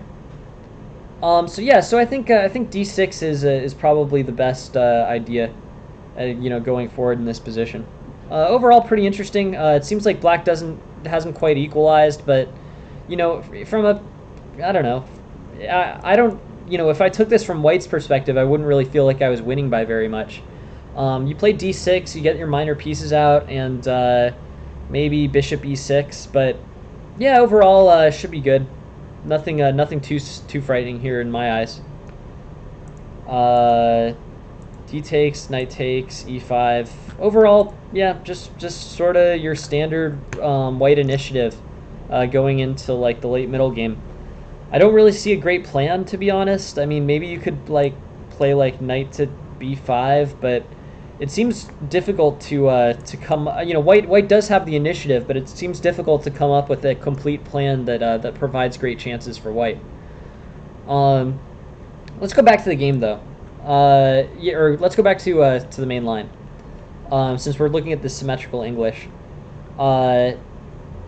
So it basically goes to move 7 completely symmetrically. d5 is not playable here, or shouldn't be, and then d takes c5. D takes c takes d4 is the correct response. Knight takes d4, and then options between queen a5, knight g4, and d6.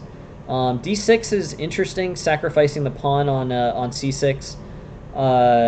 It ends up being the b7 pawn gets sacrificed, but opening a file for the rook. It's just interesting. I mean, it looks like black never really fully equalized. It's just been that one move symmetrical game the whole time. Interesting.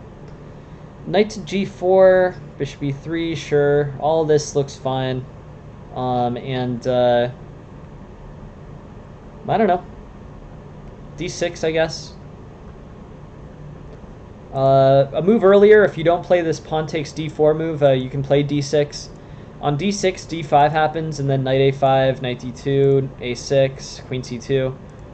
And overall, you know, this looks pretty good for black. You know, b5 is going to be pushed soon. I think white should probably play a4, although that's not the preferred line. Preferred line is b3, where I would respond b5, bishop b2, and then b takes. And, you know, here I mean, I guess it's, again, you know, you're sort of looking at the same, you know, half a pawn advantage, but definitely some good opportunities to attack the, you know, to attack the queen side here as black. Black feels like he's got more control over what's going on the queen side. You know, in the center, white's better for sure, but I don't feel like black is without counter chances here. Bishop h6, f4, e5. All this is fine. And I don't know.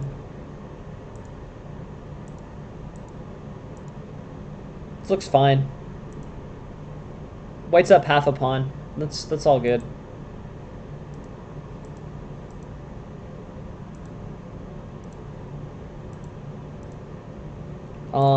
Yeah.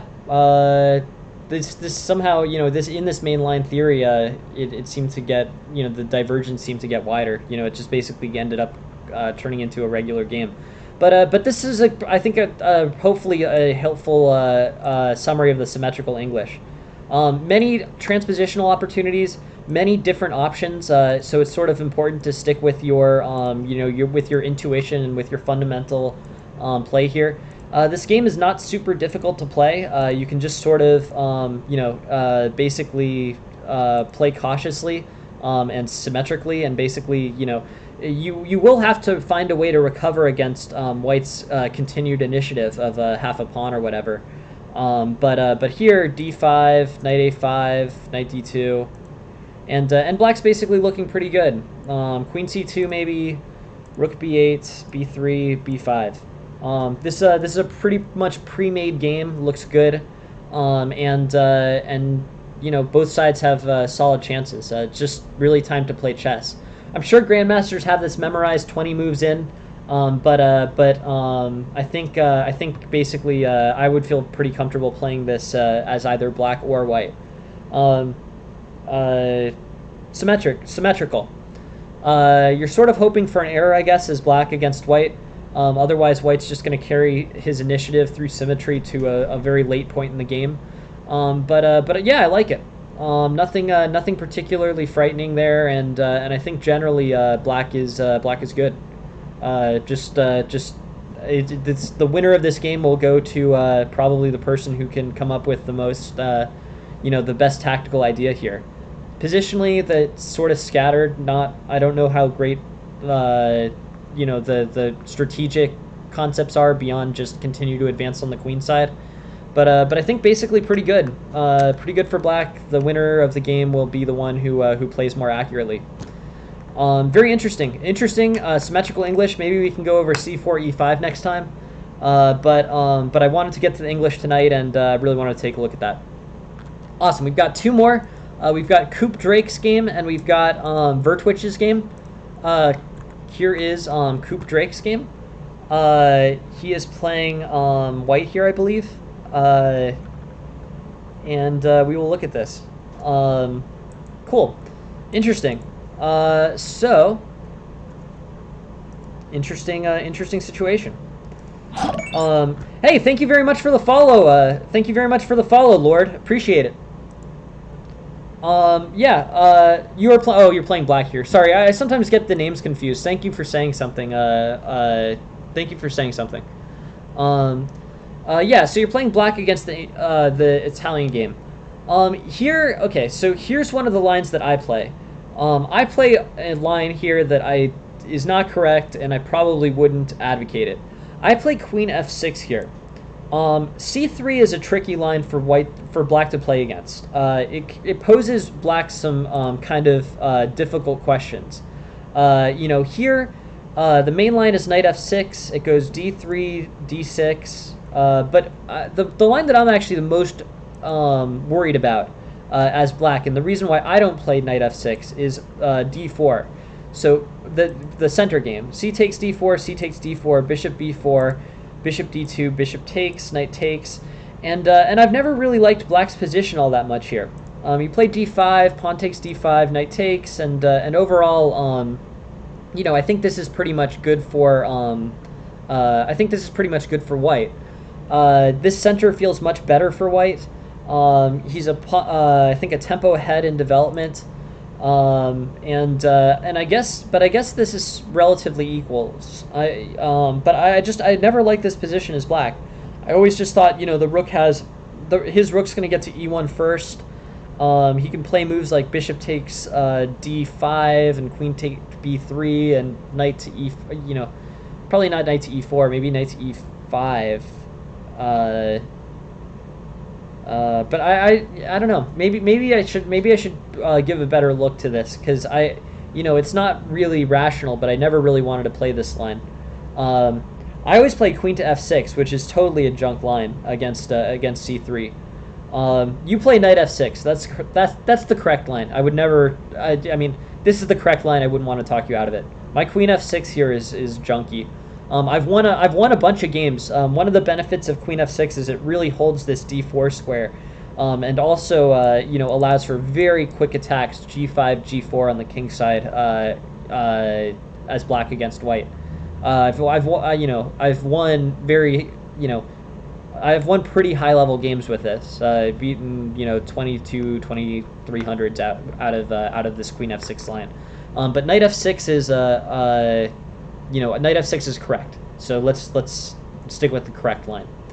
Knight g5 and castles, and black's a little bit better. Queen b3. You do need to defend the f7 pawn.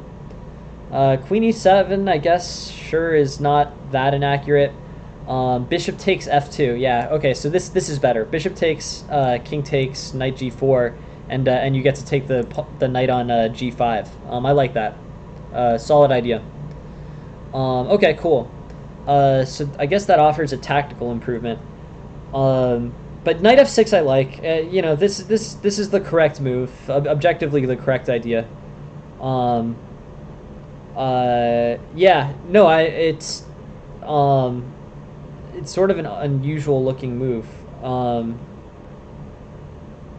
But yeah, here, after queen to b3, bishop takes f2, and knight g4 can be played. It can't be played on the previous move. Here, knight g4 and just queen takes knight or whatever, but you did have a shot at bishop takes f2 on the previous move.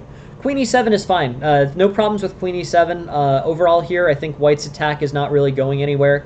Threats on f7 are not going to stand, and then d6 I think is the way that you can move this forward. That's what I would go with here, and I think things are pretty much all right. Queen e7, castles, a5, b4, and I think basically black is fine. There's not really much pressure being placed on him. I think you can just sort of respond with quick development, and good things will happen for black against white here. Knight h3, I'd play bishop takes h3 probably.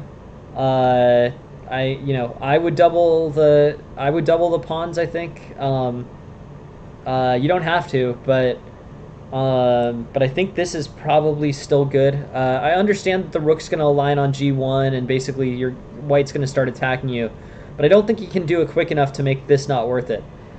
This double rook pawns are really going to cause white some problems if the game continues onto an endgame. It may be a problem in the middle game too. If you play things like knight h5, knight f4, queen h4, white's basically going to get some pressure, or black's going to get some pressure on white here. So overall, I think I would play knight to h5, queen to h4 here, and just roll on. There's threats on f7. You can play knight to e6 maybe, but overall here, I like black's position. Knight to h5, queen to h4. White's going to have a lot of trouble maintaining his pawn structure. Also, the e4 pawn is hanging, so he'll have to find some way to deal with that. Probably d3. But yeah, I like black's position here a lot. Bishop e6 is probably fine, not as good as bishop takes h3. Bishop takes h3 really mangles white's pawn structure and gives you an advantage. Bishop e6 is, it's cool, it's good, you're trading off pieces, but this bishop wasn't really doing that much. So for the fact that the bishop, you're developing a piece to trade off bishops, trade off a bishop that's not extremely active. I mean, bishop e6 is played in a lot of games, and sometimes it is good to just trade off white's good squared bishop facing off against f7 for your bad squared bishop. That's usually a strategy that makes sense. I like it.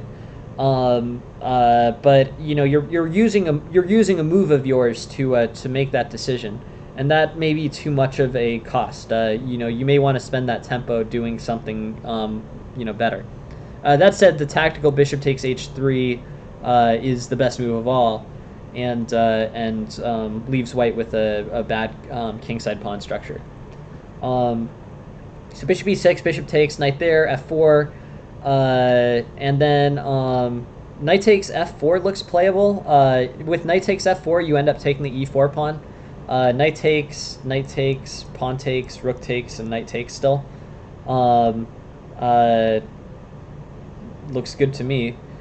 So f4 I would respond to with knight takes f4, and be prepared to hit the e pawn if white plays all the way through. Knight takes, pawn takes, and the best move looks like d4 or d3.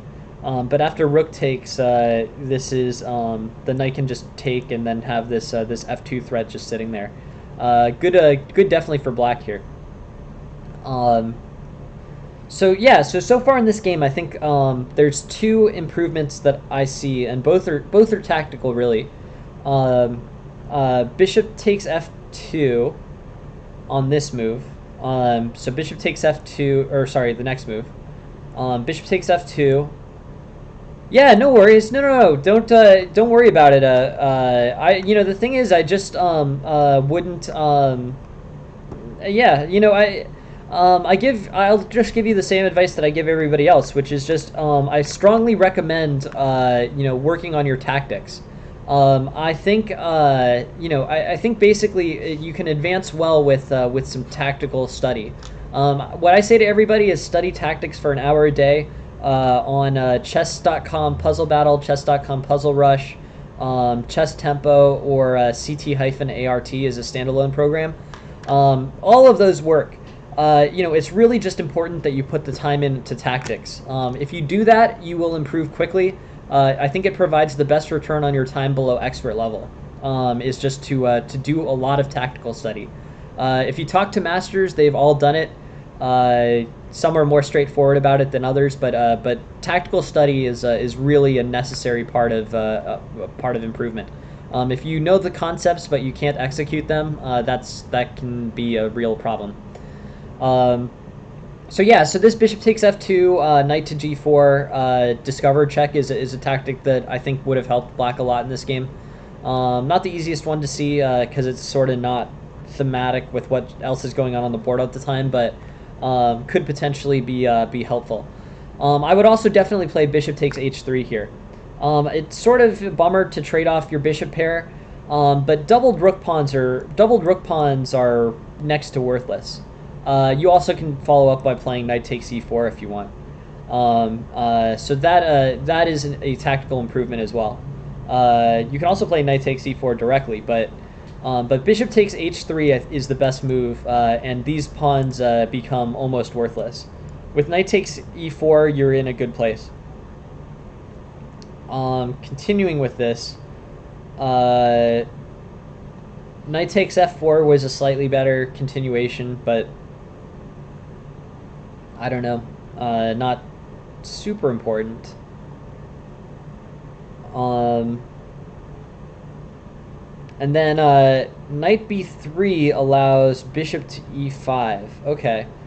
I mean, you have a great attack going here.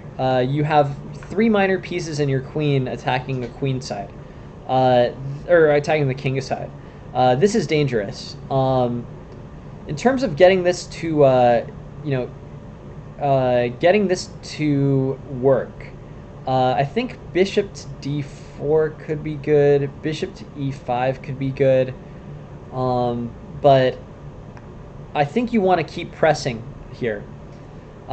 Bishop to e5 is a way to do it. Your eval here is going to be pretty good, I think. Bishop to d4 is evaluated as slightly better even. But you want to start. You don't want to allow knight takes f6. When a basic principle in chess is if you're attacking, you want to keep pieces on the board because pieces are useful for attacking your opponent. If you're down, or you're basically if you're getting attacked. So if you're attacking, keep on pieces. If you're getting attacked, then trade off pieces. This basically just reflects, the resources that are needed to have an attack. Any real long-term successful attack probably needs, 2 or 3 pieces in the middle game. Trading off pieces diminishes an attack if one's going on. So if you're getting attacked, trade off pieces. If you're attacking, don't trade off pieces. For that reason, playing something like Bishop D4 or Bishop E5 here, keeping all the minor pieces on the board and focused on Black's king or on White's king side, poses a conceptual improvement. Here, I think basically just Black is,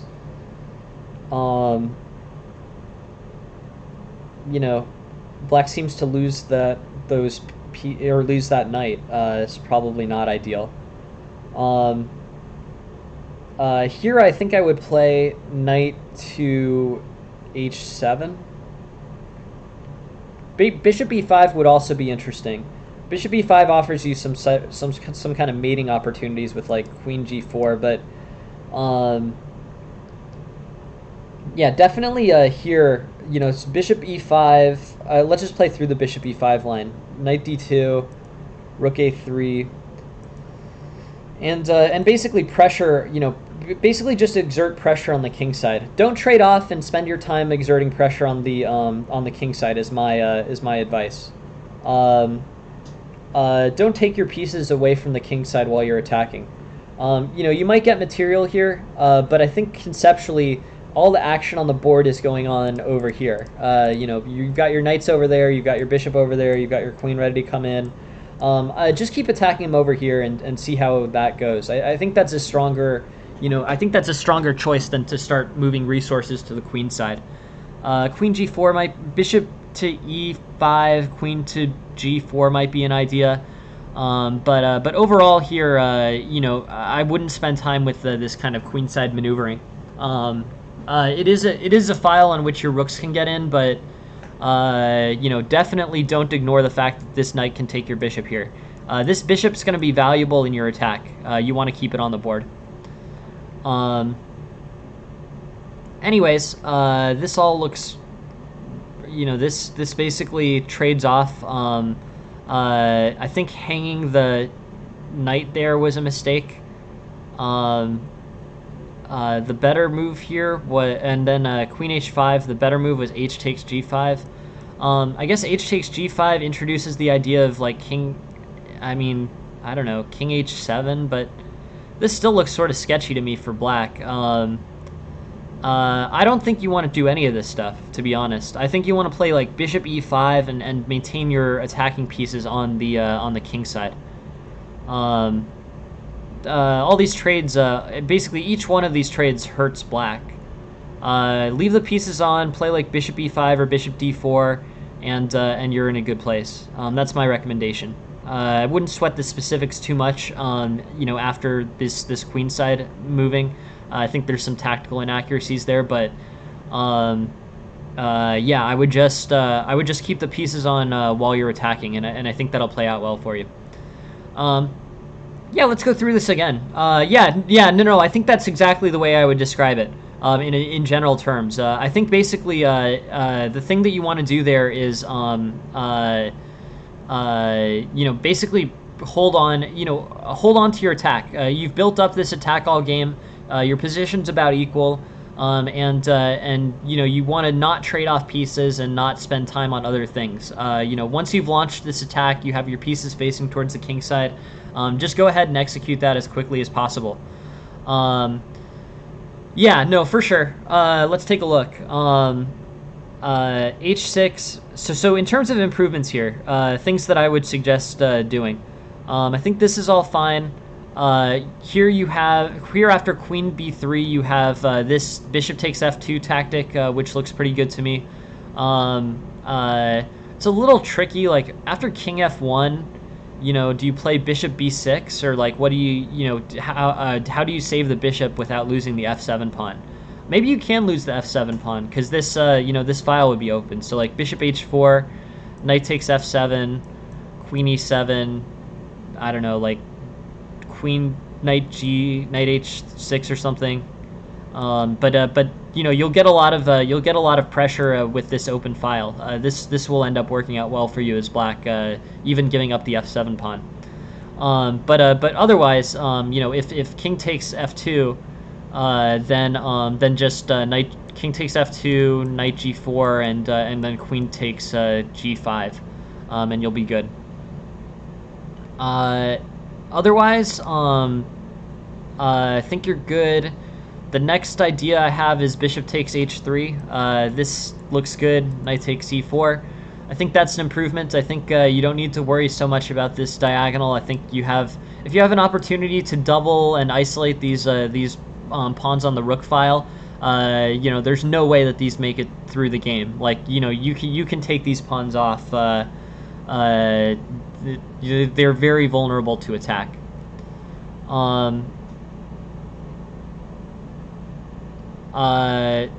More ideas.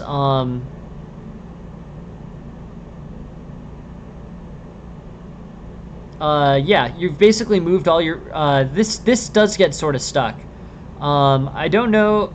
Rook takes a4 is good because it gets you that material that threatens the knight. Makes sense.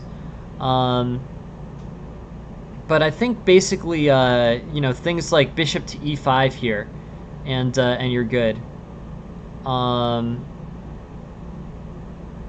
But yeah, I think too much time is getting basically. You know, it sort of slips away with knight takes f6 too.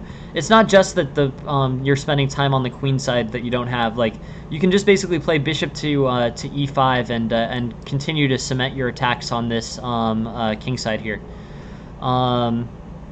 This is yeah, this is good for black. Solid. And I think basically, you know, you're if you keep the pieces on. This bishop can be very important to you, and you'll have good chances on the king side. Don't trade off, basically. If you're attacking, don't trade off. If you're getting attacked, do trade off. That's my one recommendation on this topic. Like, you know, you need pieces to attack with, and your opponent needs pieces to attack with, depending on who's attacking. So if you can trade off, if you can trade things off, then it gets harder for the attacker to complete their attack. But overall, those two tactics, and then just conceptually don't trade things. Just keep things focused on you know, keep things focused on attacking the king. You've got all your pieces over there, and they're going to be pretty powerful over there. So it sounds good. But yeah, very interesting situation, and yeah, thank you very much for sending the game. Those two tactical opportunities, and then also just the suggestion to sort of keep up the attack once you've started it, or once your pieces are over there and the king is sort of vulnerable. But overall, very good game, interesting. I think you played well. You know, you're up 3 pawns here, so things are going your way. You've done a lot of things right to get 3 pawns up, and just you know, if you keep basically attacking and close it out. But I think basically solid. I mean, you know, here you're up 5 pawns. I mean, that's basically a win. Just need to close it. You know, tactics I highly recommend for everyone who's expert or lower. But overall, you're doing a lot of stuff right, and I think you know, with tactical study, you would have caught both bishop takes f2 and bishop takes h3, and both of those would have helped you a lot. But yeah, thank you very much for sending the position or sending the game. Interesting one. And thank you very much for being here, Please send more games in the future. I hope this is somewhat helpful. And thank you very much for participating in the stream. I appreciate it. All right, here's Vertwich's game. This, I think, will be the last one of the night. I'll just pull it up here. But yeah, thank you, appreciate it. Vertwich is playing as black. And let's do this. Okay. So this is the Slav defense. Slav defense is c4, c6. Turns into the semi-Slav if e6 is added to this. But this looks like it keeps the Slav formation the whole game. It's like an exchange Slav, I guess you would call it. Yeah, Slav defense exchange variation. Okay, cool. Awesome. Yeah, cool. Yeah, feel free, FIFA boy. It's nice to have you here. Thanks for joining the stream, even if you're busy. And then yeah, some major volatility in this game. Okay. Yeah, cool. So Vertwitch sent this in. I really want to look it over. And let's see sort of what happened. This is the Slav, the white basic. This is, I think, the best continuation for black out of the Slav. Knight c6 is preferred over bishop f5. I think they're probably both fine. They're both in the opening book. I guess, I don't know. Moving knight c6 is probably the best idea. You know, this sort of eliminates... Hey, Matt Yop, thank you for joining the stream. But yeah, so I would say knight c6 or knight f6 here. Develop your knights before the bishops, I think. Hey, I'm good. Yeah, just doing some analysis, and we're on the last game of the night. But yeah, it's good. It's going well. So yeah, knight c6, knight f6, I would recommend. Here, basically my ideas, you know, moving these knights I think is a good idea. But bishop f5 should be fine. Wait, no. Here, what happens with queen b3? How does white deal with that? Or how does black deal with that? Knight f6 and then hang the b7? Yeah, okay. Yeah, I'm wrong. I think you need to basically develop I would play knight f6, but I think you need to develop one of the knights. Bishop f5 makes queen b3 too strong. I was just thinking it's all vulnerability. Yeah, of course. The main way that I'm taking games in now, Matt Yop, is through Discord. But yeah, of course. Yeah, you can send Lee Chess games too. But if you send them on Discord, that's probably the easiest. But yeah, it'll probably be for a few days from now, Matt. Yeah. But yeah, please send it. I'd like to see your game, and we'll definitely go over it. Yeah. So thanks, Matt Yop, and we'll play we'll play out that game at a later point if you send it. So bishop f5 I think makes queen b3 too powerful, but queen b3 isn't played anyways. e6, knight e3, and I think basically here black's in a pretty good place. You know, queen a4, knight c6. Black is all right. Yeah, of course. I mean, I would do as many as you want, Matt Yop, but 10 is definitely a start. So keep at it. Matt Yop, you know, puzzles, puzzle battle, puzzle rush, chess tempo, and CT-ART. All good options and all things that'll help you, I think, in the long term. So knight c6, castles. I think queen b6 here maybe. Yeah, this seems to hold everything together pretty efficiently. If you castle, I think you lose the c6 pawn, among other things. Or I think knight takes c6, pawn, maybe bishop takes castles, and then knight takes c6, b takes c6. Wait, something's wrong here. Yeah, castles is bad. Castles is the eval was shifting, but yeah, I think you need to play knight c6. Here, you know, basically develop this knight. This queen a4 can be really difficult to play against, and if you basically play like bishop takes c3, and then knight f6 and then castles, that's probably your best way out of white's difficulties on the queen side.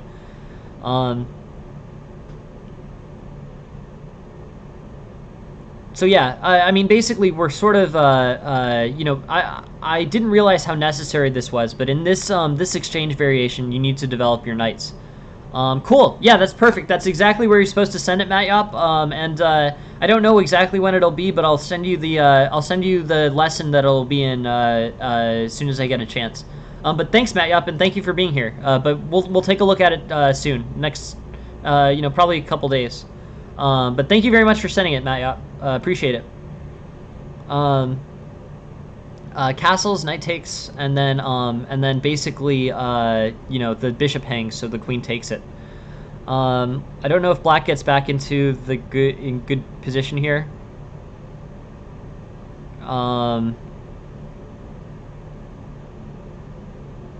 Knight takes e3 at any point here is good. That's good. That's good, Matt Yop, for sure. Yeah, no, I think you'll see a lot of improvement if you keep at that tactical study. Here, I wonder maybe the engine is recommending Queen f4, really putting the pressure on e3. That's probably a good idea. Just exert pressure on e3. Well, white doesn't really have any moves that can get to your queen. This is the one that kind of plays out that pin, which is awesome. Puts a lot of pressure on e3, but in terms of improvements on this game, the first one I would say I don't think bishop f5 is correct. I think basically after the Slav, the exchange Slav, you need to play a knight move. I thought you could play the bishop out just because general development, but quick b3 moves make that super dangerous for black. Just play knight c6 or knight f6. That's probably a 90% possibility here. Or so knight c3 and then knight f6, knight c6. This is like 95%. You pretty much need to move a knight. I strongly recommend moving a knight on black's fourth move. But in this game, the knight developed to f6 after, and then the knight to c6 is played in response to the queen. Cool. Knight e5, and then bishop takes c3 probably is the best. This is going to get tangled is the issue. With something like castles, which is pretty intuitive, knight takes and this b4 bishop hangs. You can't allow that. So with knight d5, queen b6 I think is the best move. This defends everything. But already you're under strain. And I think this strain came from not playing knight moves early enough. If you play knight moves and develop with knight moves, you don't have the same kind of quick attack from white. I mean, basically in 2 moves, white has gone from having the queen on d1 to having the queen threatening the king indirectly through this pin, and the knight advancing on the c6 pin as well. Here, I think your move is close to forced. I think queen b6 is basically necessary to keep everything defended. I think it's the only move that keeps everything defended. So an improvement here is queen b6 over castles. Castles and knight takes c6, and this bishop hangs, unfortunately. So this basically puts black in a really difficult position. And then you get this great opportunity. You get this opportunity to attack on e3. And then I think a4 is sort of not... I mean, you're basically starting this high-pressure attack on e3, and you actually have an opportunity to continue this attack in an efficient way with queen f4. But yeah, a4 I think is just a focus on the wrong point of the board. Queen f4 is better. Knight takes, queen g3... And then, and basically white doesn't fix this issue. White could fix this with bishop e2. And then it just sort of ends, and basically white's back to being up a piece. Knight takes e3 no longer does anything. The queen can no longer get in on queen f4. Queen f4 is the winning move, versus a4. But white continues to offer opportunities to attack and progress on e3. So continuing with that leads to a win for black, which is great, and great tactics to close it out as black. So in terms of improvements, the main focus I think is tactical improvement. The main strategic improvement, opening improvement, is move your knights. Knight c6 is best. Knight f6 is book. I mean, these, move a knight, is my point. Otherwise, this queen's going to get too powerful. Queen b3 is too powerful to go against. Exchange Slav, play a knight out on the fourth move. This is a definitive explanation of why. We looked at it. Moving the bishop out here makes queen b3 too powerful. You can't let queen b3 get that powerful in this exchange Slav with the attacking file open on the king. In terms of continuing this, I think you're pretty good. Knight c6, castles, pawn takes. I think if you don't castle and you play queen b6, you're in pretty good shape. You're fine. So that's a tactical improvement. And then now you're sort of playing catch up. And I think your idea to attack e3 is great and leads to you winning. But the way to continue this now is queen to f4. A5 is just a focus on the wrong part of the board. Queen f4 puts the pressure on e3. This is dangerous for white, it's the way to continue an attack. This is just a tactical site. Really, I strongly recommend continuing your tactical studies. You'll see crazy stuff like this, and it'll really help you. I would have won this game for you a few moves sooner. Anyways, white doesn't fix it, and then pressure, tons of pressure on e3, and then black gets an awesome mate. So overall, really good stuff, Vertwitch. Thank you very much for sending the game. I appreciate you doing that, and I think you've got a lot of I think you've got a lot of ability to improve. I think basically, you had some really correct fundamental things. I like the pressure that you put on e3. And with tactical study, you see tactically advancing moves like queen f4, which is awesome here. Super great way to attack e3. But you see queen f4 and pressure on this king. And overall, that's really good. With good tactical execution, you get the winning shot in sooner. You still got it in. But you required white to play h3. If white plays bishop e2 here, then the attack kind of diminishes because you no longer have that pin. Thank you very much for sending the game, Vertwitch. I hope that was helpful, and thank you all very much for joining the stream and for spending the time on it. Definitely keep playing or keep sending games. I'm really enjoying the games that I'm seeing. I think you guys are all kind of moving in the correct direction. I think you're improving. And with more tactical study, I really think I think you guys will improve very quickly. This is great. Appreciate you guys spending the time. Thanks a lot. Thanks for being here. And the next stream is at 10 a.m. Eastern tomorrow morning. Thank you very much for being here. Have a good night. Thanks. Bye.